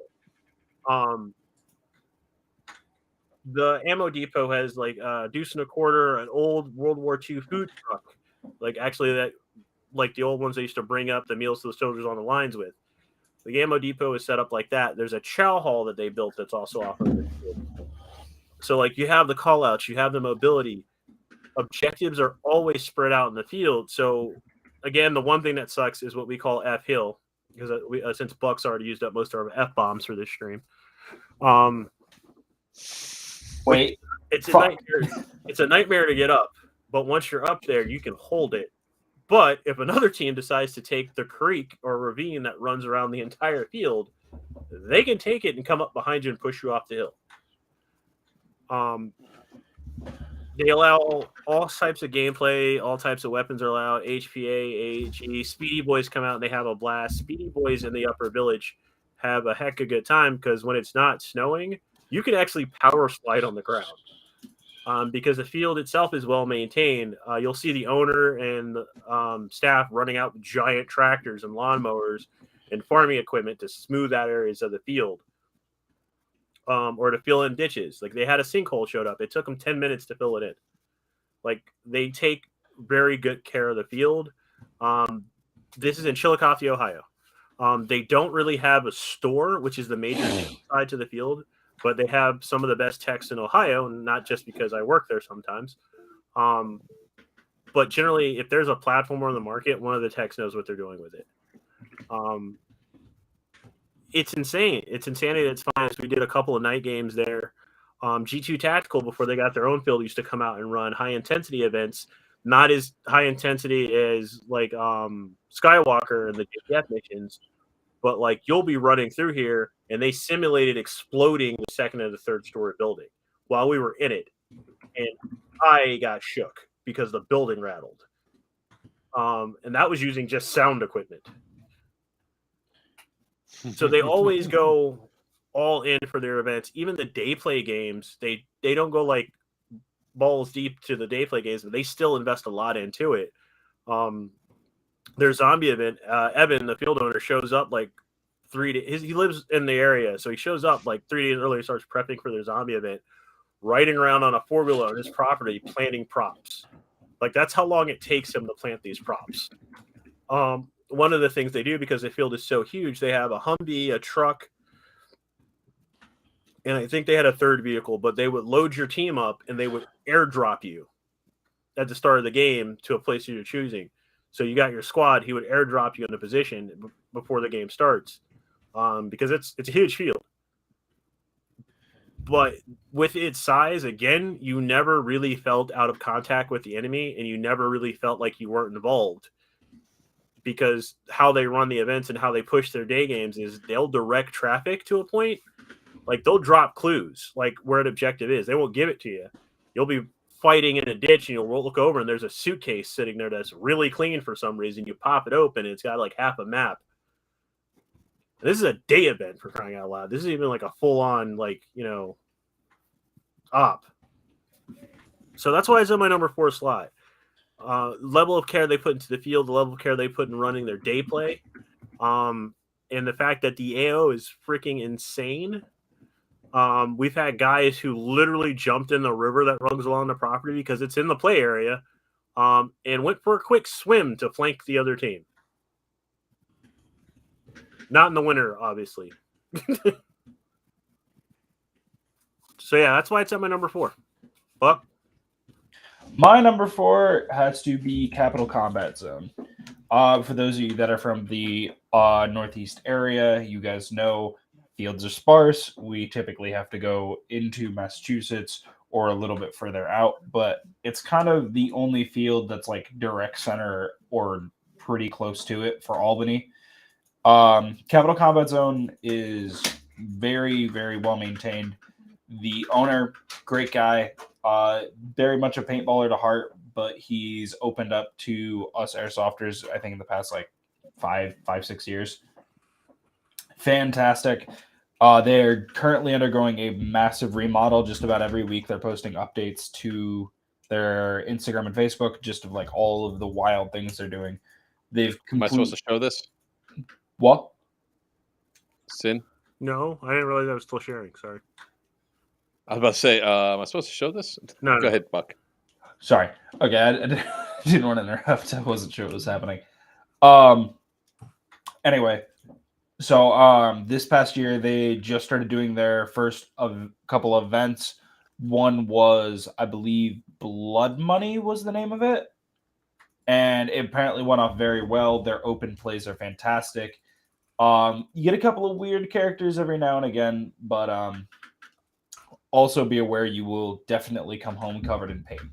It is absolutely worth it, though. Field is very, very, very good. A lot of good structures, a lot of close quarter combat. I gotta edit some of this BTA video that I have because it's upside down, so it's really not fun to look at.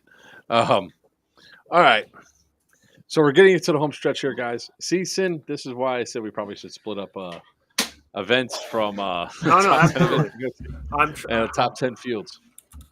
Let's see. So number 3 for me. Oh man, this is getting to be so rough. All right. It's going to be Nashville Airsoft.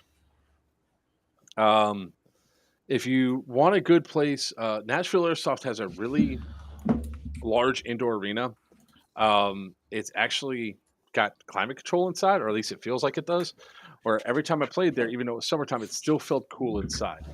Now, the individual structures like inside, the theme really isn't that great.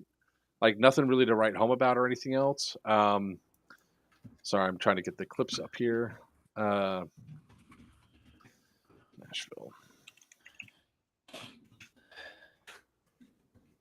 Hell, I know I have freaking video from Nashville Airsoft. What the hell?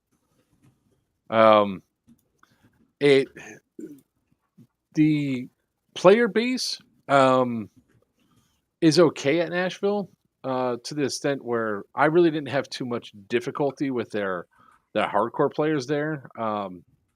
Obviously, some other people did, and they sort of got a little angry and stuff with me, but I really don't care too much about that, to be honest with you.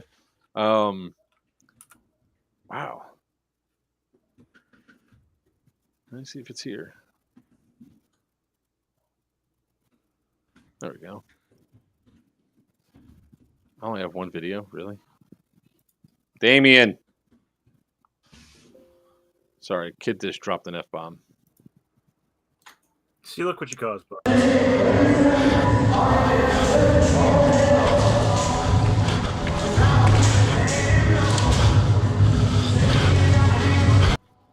So the problem I have is that you have spaces like this that they have their CQB field, or their speed QB field, which is right in the center. But a lot of their buildings and stuff are pretty wide open on the interior. So there's really nothing inside of the buildings.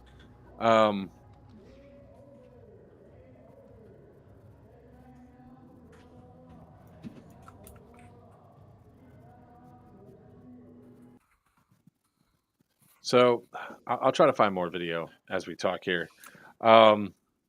But what's great about the location, let's see, what year was that? 7/8/2020. I am missing all my 2020 video. It's got to be on the other drive, maybe.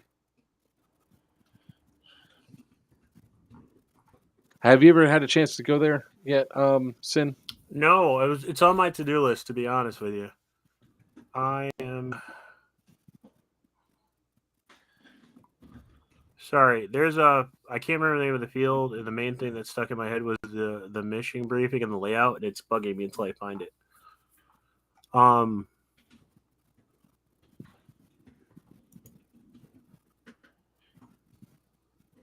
right, I'll keep trying to find the video. It's gonna bug me until I find it.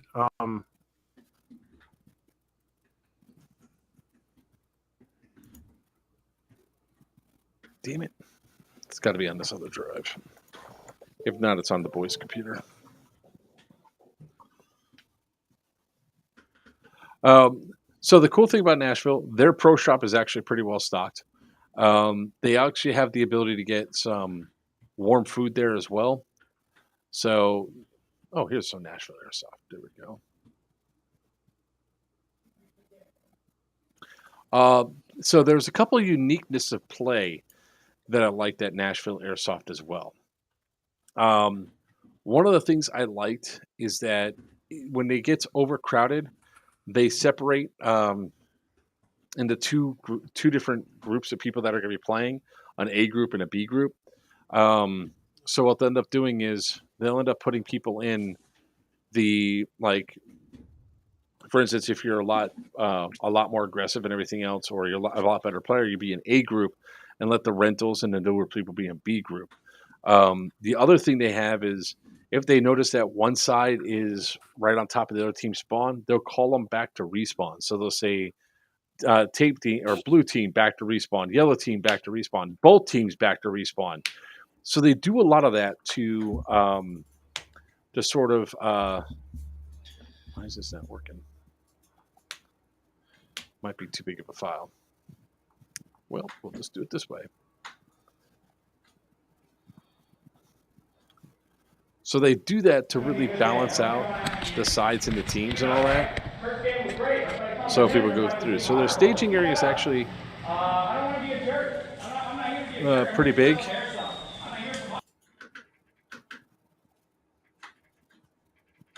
And here's their field. So, like I said, it Coming really through, doesn't big have man a coming theme through. to it. It's just a bunch of structures and a bunch of vehicles that are out there, which is not necessarily a bad thing.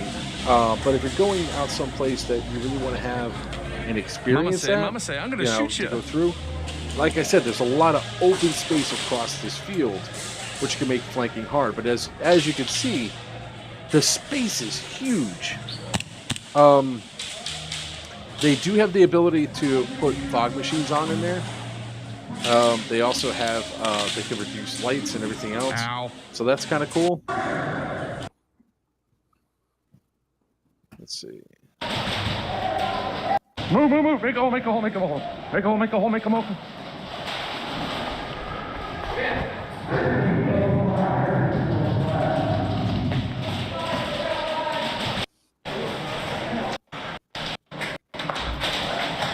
This is another location that really forces you to use your speed because of how many open holes they have. There's multiple different ways to flank, and part of it can be a little bit frustrating when you're playing. I'm a retard. I walked out. Because if they pull you back to respawn after you already spent so much time getting to a spot, it can be frustrating.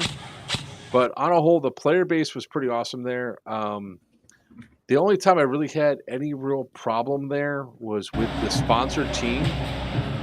They got a little bit mad that I flanked them and I took them out. So at one point, they came headhunting, and it never went well for them. And what I mean by that is they came inside of it's actually a building that's off to my right here. It was like there's a flag inside, and literally each time they tried pushing in all four sides at once, they got taken out by me, and to the point where the last time they came in at me, they went full auto, and it did not go well for them. So I got to cut some of the video. I didn't realize some of the maneuvers and stuff I did. This is some of the older stuff. But, that time when you realize, hey, I got to go through. So that's their respawn over there. The one thing I would like to see them do is build something up around their respawn to stop me from shooting directly into their respawn. And I have a feeling in about a second or two, they're going to call us off the respawn. So I'm just going to keep it here until... I'm gonna move out of here. This is. Did you guys hear it? Respawn. Yeah, let me turn up. Did you guys hear that? Yeah. Spawn.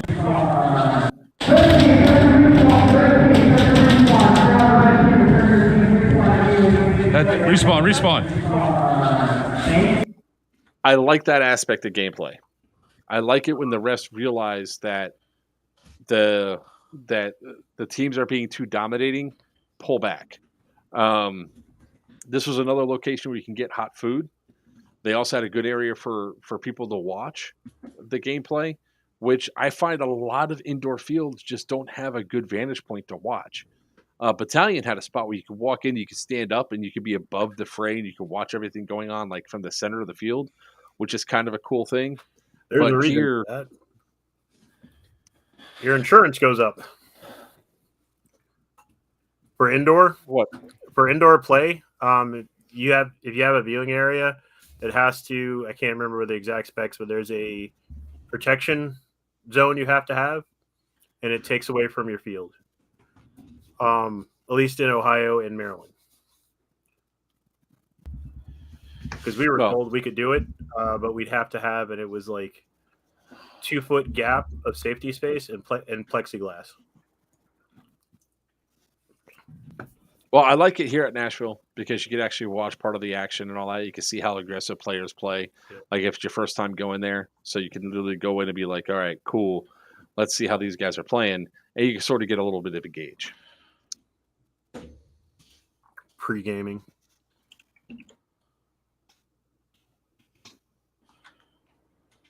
All right, what's your number 3 there, Virchew?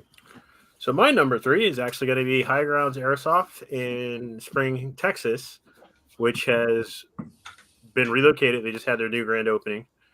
But again, same things you said: hot food, dynamic gameplay.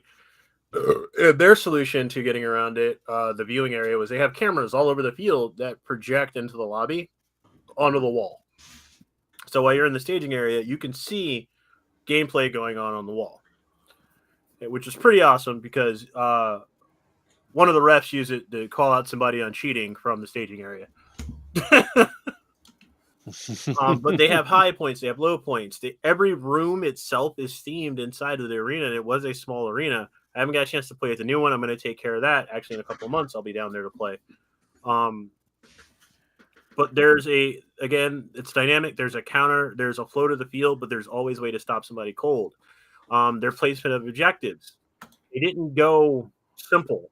So there's usually, like for capture flag, for instance, there's usually a flag on either side that's fairly easy for that team to get to.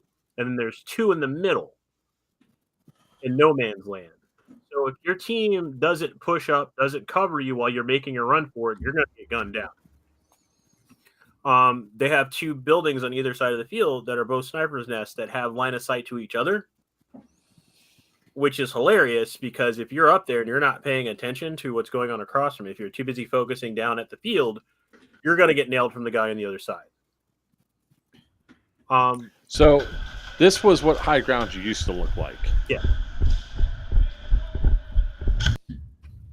I'll just let it play while you talk. Yeah, so like I think this is Bank Heist going on. So no, this was Airsoft Palooza. It was just straight up. Oh, they were just playing. So yeah, like the arcade. So this is older footage because the arcade games have actually been turned this way now, so they actually create a staggering lane. Well, before they shut down. Well, yeah. How old was this? Because there's nothing in this room now. 2020? That was Airsoft Palooza. That was the last Airsoft Palooza they had. All right. And I just want to point out this little shit right here. When I went in there and I took him out, like, where is it? Oh, here we go. So when I went through there, you're gonna see this kid. Watch off to the side. He's gonna fall off the couch right there, right? Bang bang. He's like, okay, I'm out. And then I'm gonna bitch here. I bang banged you, man. I bang banged you. I went like that and said bang bang. Yeah, so this is definitely slightly older than the last time I played because the Jurassic Park mobile's not there. And yeah, some of the rooms are more bare than they were. But again, this was kind of funny. The call outs in this are fairly easy. Now Joker is going to continue to go that way. Where you are now? I guess I'm sorry. I'm really sorry. That's okay. That was Asian with hat, David Lee. I just flanked behind and took him out. Yeah, so this is the sniper list on the left right there I was talking about. And right across from it, there's the greenhouse on the far side that has, you see Joker peaks right there. There's a window up top to the left of where he's shooting. That gives you a direct line of sight across. Yep, right above that. And you'll see me go there, I think, in this video. But again, the other thing about it is you see the ref hiding behind his ref tower of doom. They're on the field. There's Alphonse. You can tell by the giant guns. Yeah, I'm going to go to the green building now, I believe. Yeah, so before they shut down, this wall on the right actually had one of my old guns that blew up at the field on it. Oof.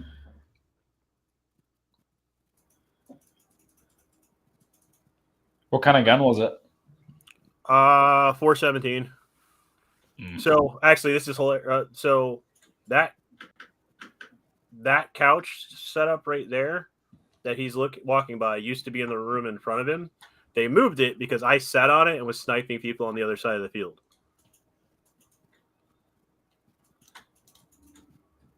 Here's where I think I do another flank. Yeah, that was one of the things I liked about this setup is essentially it was mirrored on each side. Yep. And with that mirroring, you could learn. Oh, that was a great snapshot. I don't understand why that guy looked that way when the shot was clear. Wow. If he wouldn't have jumped, he could have got you. He could have. He's like... And that was Alphonse I just shot. But yeah, so that's the thing. So that's what I'm talking about. Like everything is themed. The staging area is awesome. Yeah, because the half wall's not there. Yeah. So this again, even with this basic layout they have going here, they put a lot of effort and work into using what they got because it used to be a mall. Yeah. Here's like the funny thing, right? I'm going through and I'm doing this. I'm like, stop shooting me, I'm team. And I don't really know the layout all that well. I think this is my first or second game playing. And I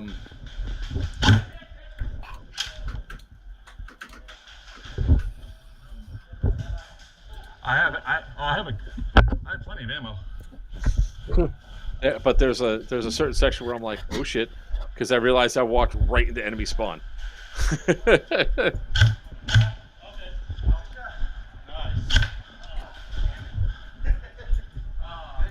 Yeah, right head there. straight towards spawn. Shoot. And that poor guy in the one vest, I think I shoot him again here.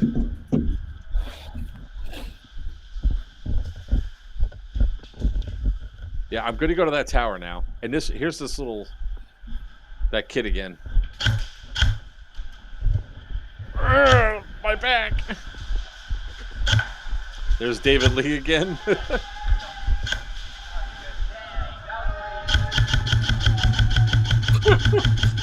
It just marks him. That was Alphonse that shot. Red.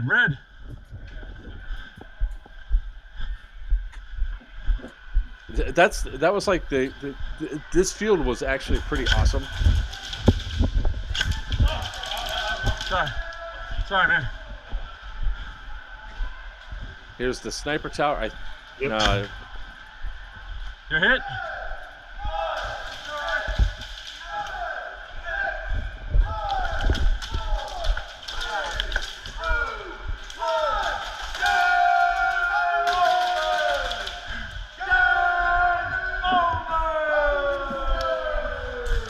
You're dead. Okay, so this is one of my favorite fields to play. What? Sorry. So this is it's up there. It's in my top 3 because it is one of my favorite fields to play at. I hope the new one will be the same way. I've been getting sneak previews of the build process as it goes on, and I've had a little bit of input on the new layout. So I think it's going to be awesome. But they've never let me down, and the fact that they're not restricted by the mall structure that was there in the previous building, like those walls were like concrete. Some of them could not be moved. The new place is massive and open, and I know for a fact that Kurt has a warehouse full of field stuff that he never got to use. Scott, I'm going to address that. On my list, there is 1, 2, 3, 4. Actually, it's 5 and 5. I say 5 indoor, 5 outdoor. But say my list is mostly outdoor. I don't know. 1, 2. Yeah, dude. I mean, I'm personally a CQB guy. I don't particularly like woods ball, only because too many people 4 like to indoor, hide 6 behind outdoor the for me. It's like I've only got 2 indoor. But some of the indoor fields are really awesome. Yeah, so Scott, I have a lot of videos of these things. So if it's like I don't have Sin doesn't have any pre-queued up video for us to reference for some of that. So I really like I like indoor because also tracers show up really well there. Yeah, which true. is funny because when we go to number 2. I stopped recording a while back because it became prohibitive to play. I just started recording. I wanted to go out and play events, and everybody realized I was recording footage. So everybody wanted to be on YouTube or something else stupid. And I was just like, dude, I just want to play. All right. So yeah, that's my number 3. Bam. Buck. My number 3, I think everybody can agree it is a damn good field. EMR. Hands down, it is a fantastic field, depending on the event. However it's run, EMR is fantastic. If you get a great, That's the problem with these lists. We really probably should split it up between indoor and outdoor. we Is it on your should. list? Well, I have 2 tied for number 1. So I sort of cheat. I sort of have 11 fields. So yeah, EMR is Go on. definitely my number 3. It holds a very close and near and dear event to my heart. I love working with the Bad Blood staff. I love working with Tom. I love working with Timmy. This is literally how I'm here right now. Is how I'm friends with these two, is because of Bad Blood and EMR's entire field. Absolutely cannot get enough of it. A lot of great outdoor areas. They've got some really good indoor areas that they've created. I got to parentheses that because they're not technically indoor. Bite me. They're pretty much indoor. They're fantastic. Don't worry. I love it. I'm getting some of the video up so we could talk about this because that actually frees me up now. Since it's on your list, I can now open up another one on mine. Lit. So yeah, so I need to rethink my number 2 now. Wait, it was my number 3. It was your number 1 and your number 2. That's wonderful. Well, it's so for an outdoor field, it really is tied up there. So I mean, it really is. We're talking about events where we're trying to get people to go, like where you said you must go out there to experience these particular events. Like what I've always said in almost every single video where I ever talk about Bad Blood is that this field has multiple, and I do mean multiple, different feels on it, right? So, it's one of my favorite moments from this year was literally hiding out and ducking down while I'm trying. Nice grass you got there. This ain't that one, Sin. You can come back for this one. It's not that one. Don't worry, I'll show that one later.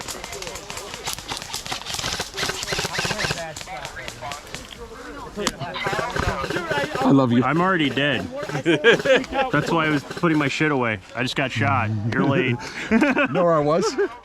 I was right there. Hi. How you doing? I'm alive. Yourself? Not anymore. I'm not trying to take them off. Actually, I'm trying to. That guy's dead. That guy's dead. That guy's dead.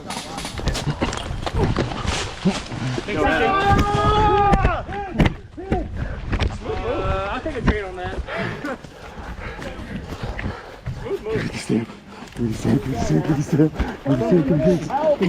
I'm hurt. Help! You're dead. Give me a stamp. Give it a stamp. Give it a stamp. Give it a stamp. Give me a stamp. Scott, you missed out on a blast, man. I mean, wait, hold on. I think Mom's still watching, right? So there's. You gotta show it. You gotta show it. Yeah, here we go. Don't trust Fuck, Joker. where would you mend close to Manhattan? Ooh. So there. I'll get to that after this bit. Just in case. What are you doing here?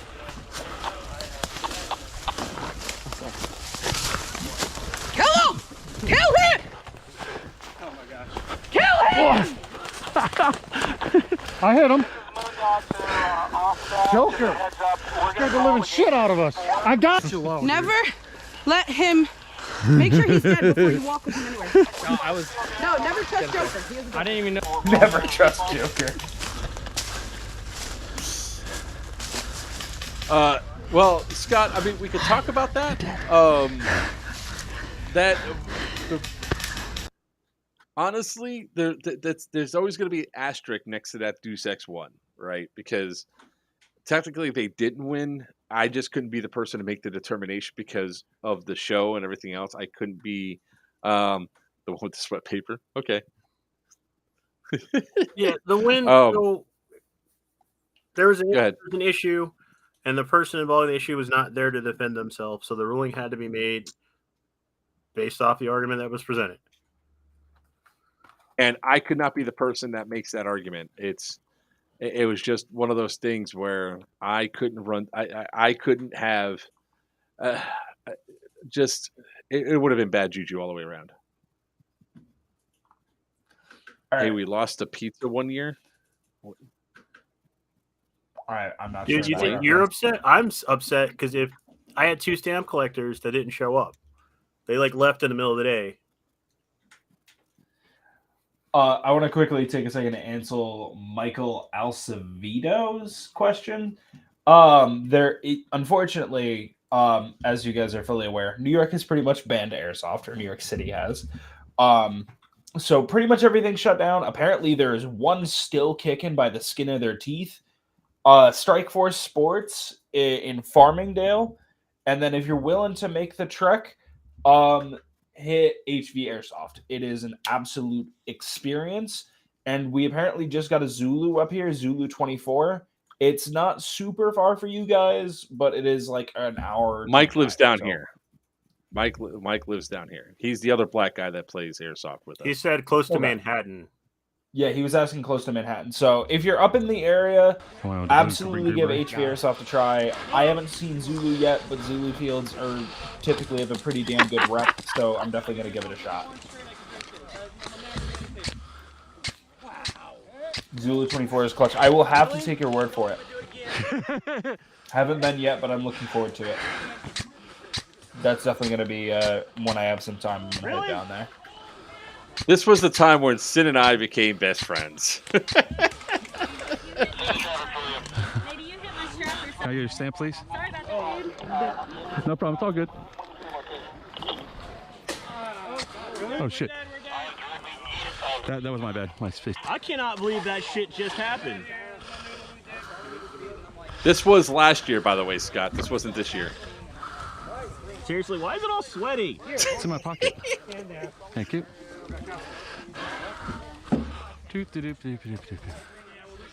Now this is gonna be funny.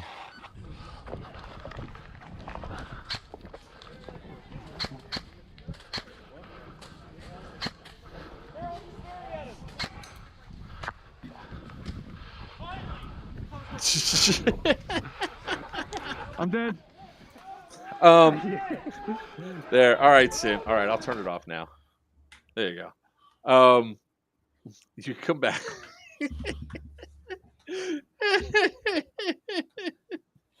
And that looks like a real deep itch you got there, Sim. Mm-hmm.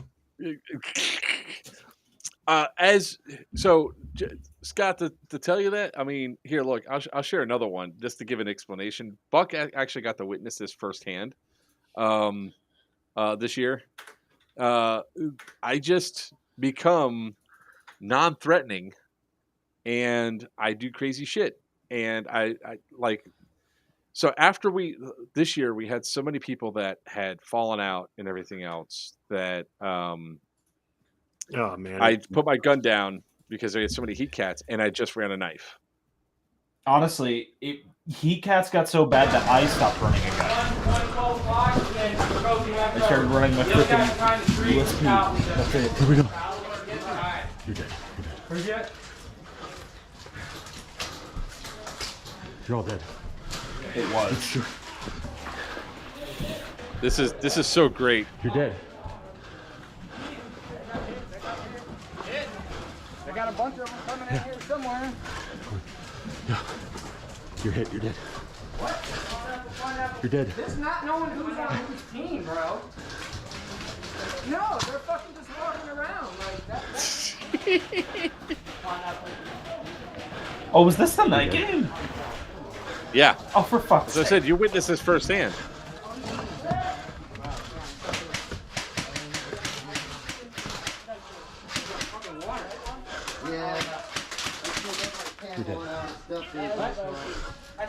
The trees, I got nothing. Did you see how fogged that guy was? Oh my god. Yeah, that was nasty. You're dead. You're dead. Where? Down this way, I took one out. I don't know how many more. Hurry up! You're hit. You're hit. You're hit. You're hit. You're hit. Fuck. Come on. Dang it, Stoker! If you guys catch me, I'm that guy sitting in the middle there just watching him going around the entire top of the tower.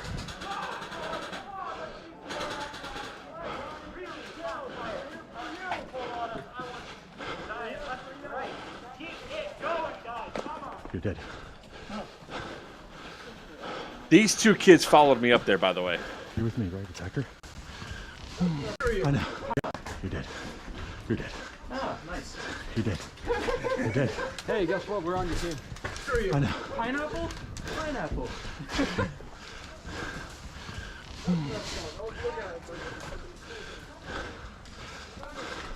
So I just signaled to the people on the ground, hurry up, get up here. Michael Myers I getting don't- it around the building. Gonna wire a Oh, it's Bluetooth great. speaker to him. This was like Oh, sorry. Go one of the best moments I had because I'm literally just continuously walking around this building, just taking people out. They're coming up on the side. They're coming up on the side. They're coming up on the side. They're coming up right here. You're dead.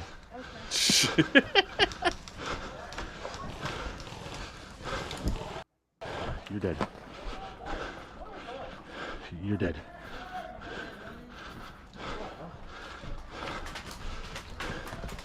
You're dead. You're dead. You're dead.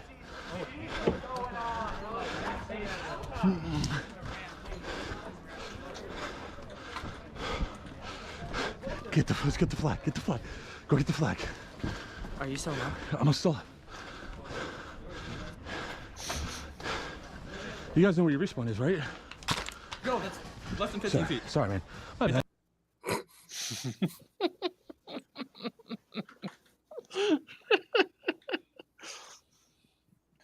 Yes, they were looking right at me, Scott, and I still got away with it. That's all I got to say.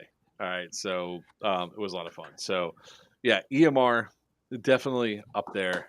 We love EMR. All right, Dude, I just so- got sent footage of High Ground's new layout. You got to come down. This is ridiculous. Also, yeah, to Michael, yeah, I'm sorry, buddy. If you're willing to make the trek out to Zulu and HV, go for it. I don't really know anything with New Jersey. Haven't been to Strike Force. I did go to Area 53 while it was still alive, but they shut down for airsoft, unfortunately. Scott, by the way, Mob was saying he's not going to come in and kill me. Don't egg on Joker. He will hunt you. All right, so moving on to number 2. My number 2 of airsoft field top 10 airsoft fields you must go to is MK Airsoft. You guys got to go to at least once. Now, when I was there, I only had a chance to play 2 games. Now, what would also be on this list would be Crucible, but they're not there anymore. Bring it back. So, man, you got lucky, Jay. That's all I came down to it. All right, shush. Let's see here. Come back next year. It won't be the same letter. So when it comes down to MK Airsoft, they have multiple levels. They have some really dynamic areas of their gameplay and all that. I really loved their the way their field was. You have this cool tunnels. They have this cool little tunnel system that's there. That was a lot of fun to play in. So that guy and I got into it. So I came back looking. Oh wait, that was not the full video.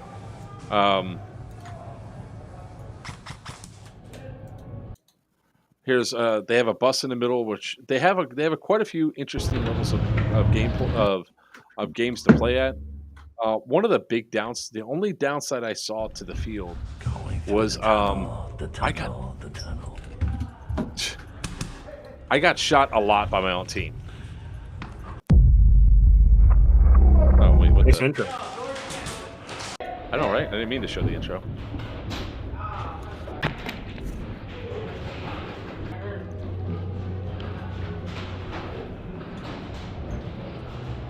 So I get shot by Rick Starman in this video. I'm gonna go straight up.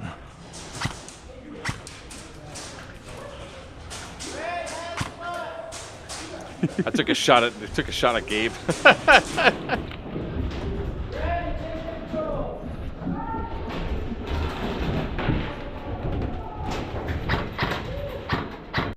just got to fast forward through some of this. Hit. So the bus actually has been segmented into 3 different sides. So you can attack it so you can actually have enough opportunity to attack the bus properly. Like I said, my only problem was... Are you guys can't get the fucking guy out of the bus, really? I was getting angry. Shit.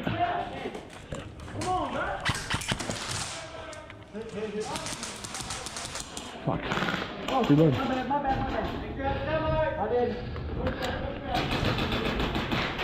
There's Rick Starman and his son Zachary.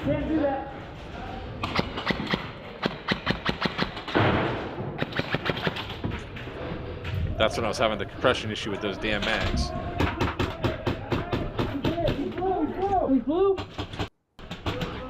So, all right, let's hold the position.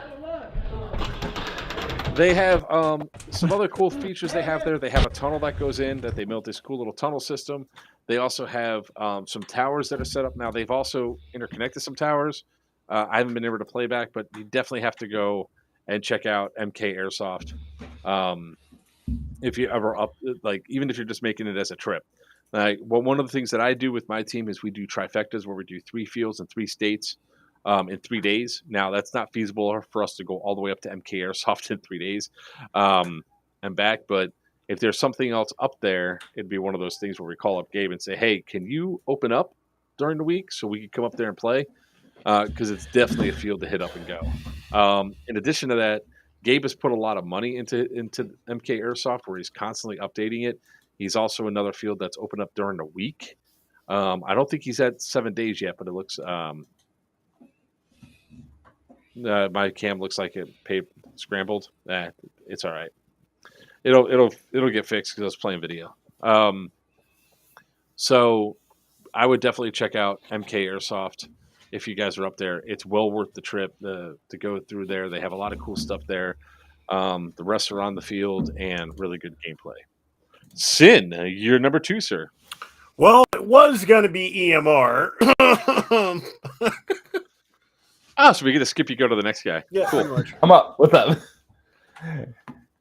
Okay, so for my number 2 for today, we're actually going to be looking at a little hidden gem in Auburn, New York, called CZ Airsoft.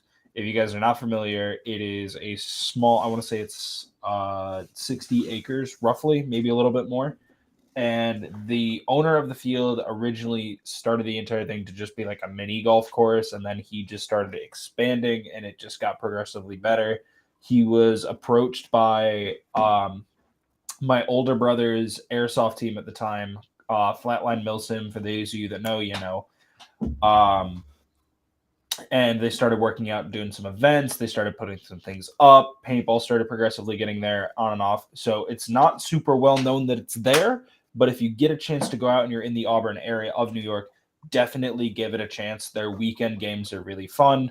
And when they run events, it's wonderful. Absolutely fantastic. Can't recommend it enough. It's just, don't expect a lot of people to show up. There are multiple areas. I want to say there's like 4 or 5 pretty heavily playable areas. They've got a bunch of different things set up. The owner tries to cycle things out pretty often. It's really good field. If you've never seen it before, give it a shot.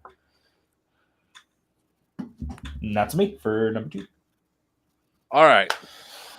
My number 1 field that you must go to, that you must check out. Whenever I do the next trip there, Mike, okay?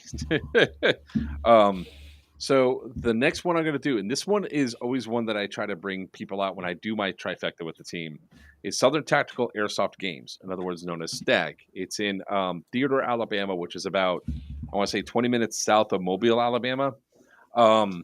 This field is fantastic. Now, there's a downside, and the downside is they're typically only open on Sundays, because Saturdays they do paintball.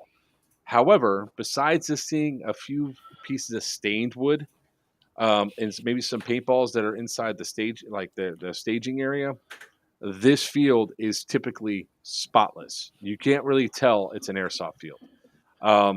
They change up certain areas every couple of weeks or so, Like the one area they have it to where you can pick up and move stuff around, which is cool. I'm just trying to see if I can pull up some quick clips here.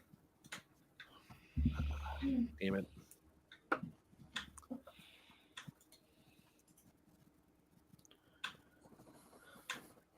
Oh, here we go. Raiders 3. So that was 9/29. All right, clips. Let's go to clips on 9/29.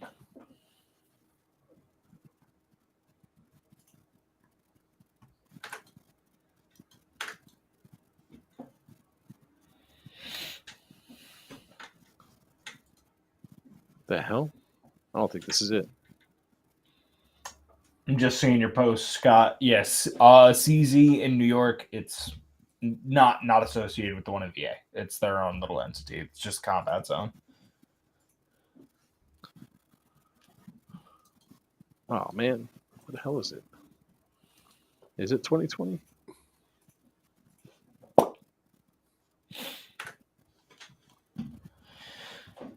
All right.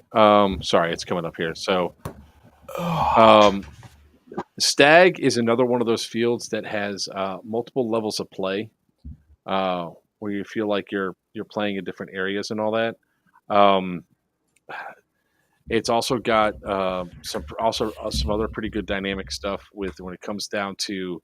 They have the pine forest. They have a grass field area. They have a swamp field. They have their 2 CQB fields with castles on either side. It doesn't matter if you've been there 100 times or your first time. Everybody gets a safety brief. So it doesn't matter how many times you're there. You sit through the safety brief. Why? So they make sure that you know the rules before going out onto the field. They usually start regular games out with an attack defend game. So if you're the attackers on the first time, however much time it takes you to eliminate the defenders is how much time those defenders have now to attack and take you out. So you could actually, if you could do it in 15 minutes, clearing them out of the main field, then that's all the time to have. And it's one of the times where I was up in that tower where I just got some sick amount of airsoft kills. I was up there. It was really awesome. Every time I go there, I have a great time. The people there are pretty cool. Now, they don't really have too much of a pro shop to speak of for airsoft. It's not that big. There's not that much stuff there. But you can buy BBs and stuff. But I'll tell you right now, for the community, for the type of stuff that's on the field, you should at least make one trip to Southern Airsoft Tactical Games or Stag and just be able to play and have a good time. Because I tell you right now, you probably will have a great time, especially if it's an event.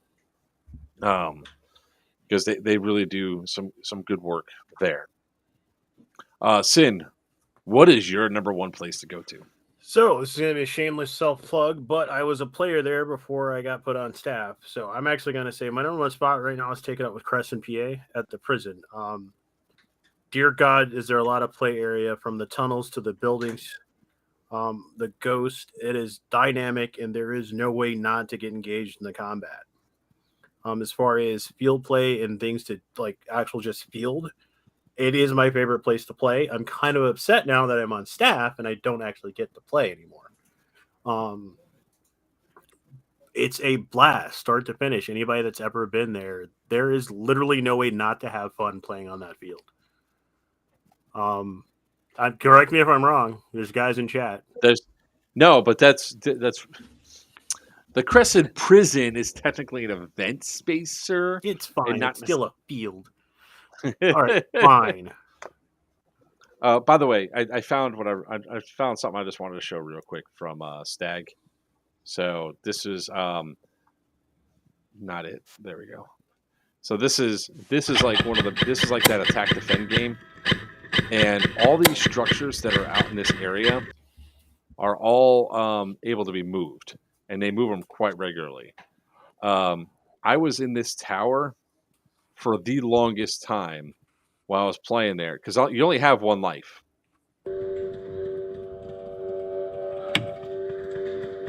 And I ran out of ammo. Tragic. While I was up there, yeah.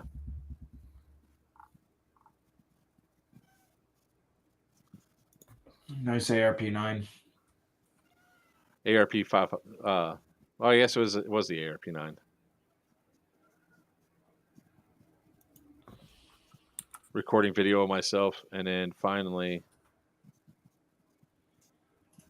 like if you could shoot through a crack. I had you right here too. I don't know if you heard me. I don't know if you heard me because I did say bang, but it was on here. You yelled. Okay. Your pistol, and then yell bang. You didn't hit me. So how do you want to handle that, man? How do you want to handle that? Because when you went over here too, I also had you right there. So, bang. I yelled bang. What? I ran up, yelled bang. Well, he didn't hit me. And I yelled bang. He did not have a clear line of sight. He did not have a clear line of sight of me. Yeah. Yeah. That's the only place you can bang is right there. On this ladder. I love the arguments that were there. All right, sorry, I'll stop.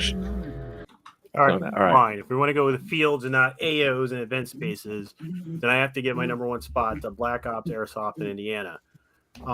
So Black Ops is actually an airsoft and a laser tag arena, though they kind of phased out of the laser tag.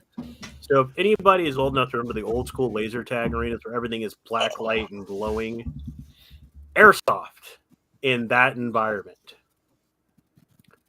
it is nuts. You don't need a tracer unit. You just need tracer BBs. Mm-hmm.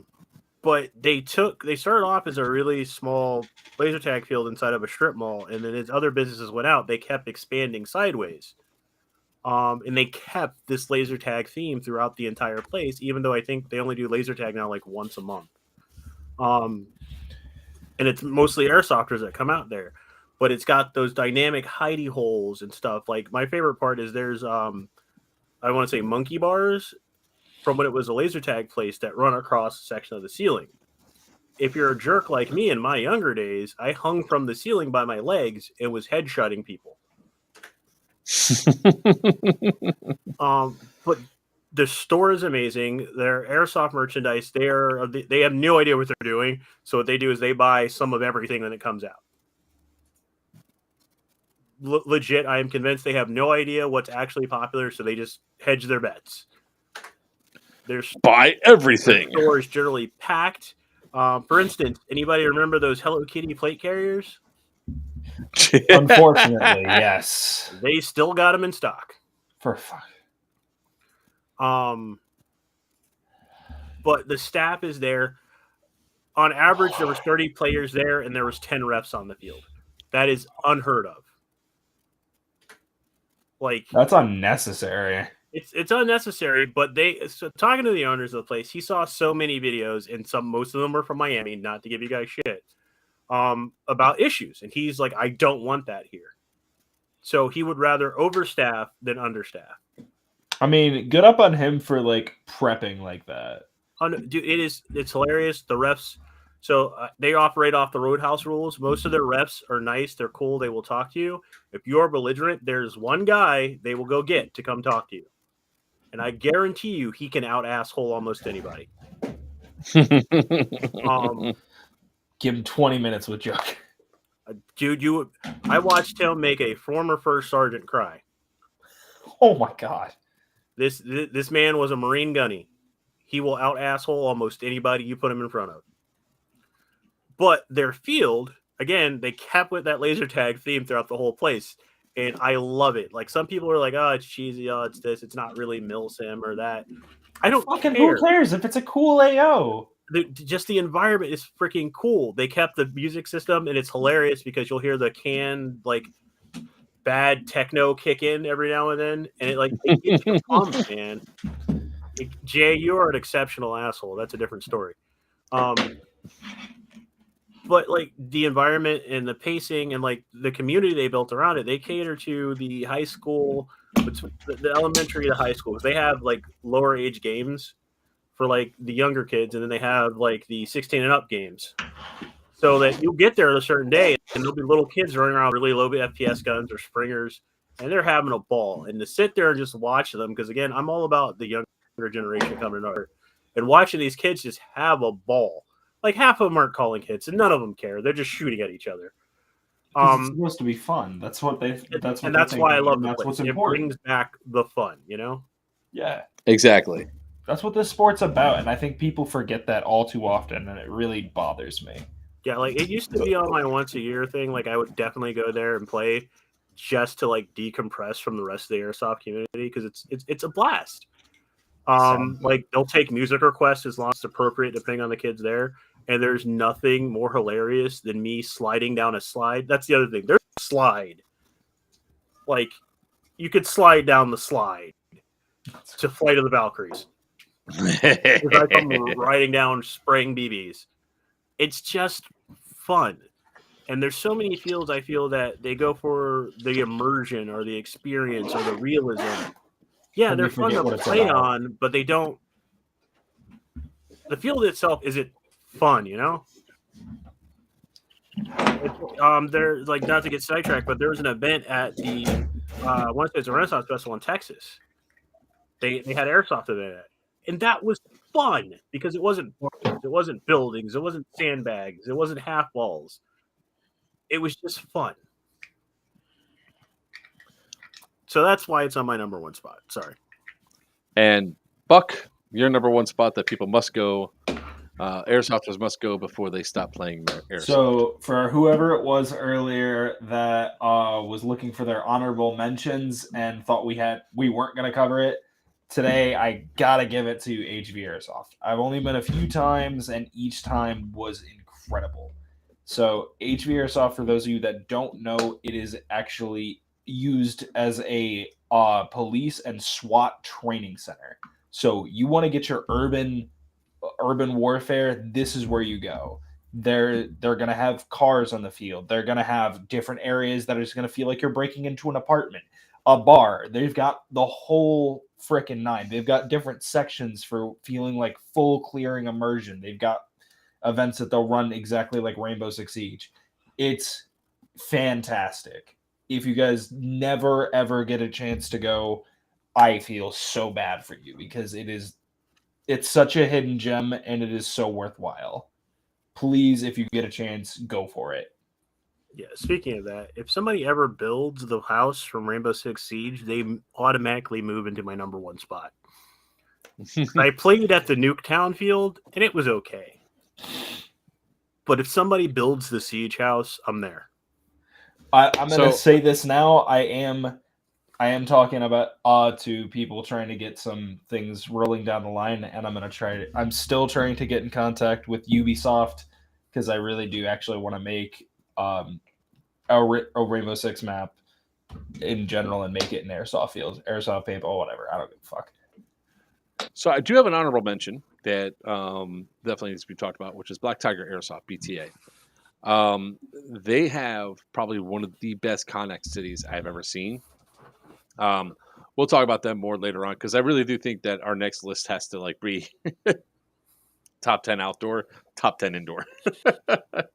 Because there was like so many things that we just did not like go through and mention and all that. These lists are not easy, man. They're not. They're not. They're hard. I was making my list and I felt like I was throwing my children out of a plane. Like it was tragic. If there was one field you could go to the rest of your life, which would it be? Considering it would always be free. Does that mean they're like within like I could go there every day? Like, because that's my question. If I could go there, I don't have a straight answer. I don't have a straight answer for that, Gert. I can't get one either because half the fields on my list I already get in for free. Must be nice. Must be nice. It must be nice. Okay, so if we were to be able to go to one every single day, honestly, I think I'd have to give that one to EMR because there's just so much going on. There's so much. I can't do a field every if that's the only field I'm going to, and I can't do it. I get bored too easy. I think the reason why one of the reasons why I feel EMR wouldn't is because Timmy. He's always making something else happen there. He's trying. Yeah, it's outdoor. I only do so much outdoor though. That's valid. I like my indoor CQB. I'll give you that one. Yeah. So, all All right, guys, it is 3:10. We definitely went over with this list. So Way. I got everybody's list together. I'll go ahead and repost up the list of all the fields, and I'll also link them all later on tonight, so that people can go through and check them out. So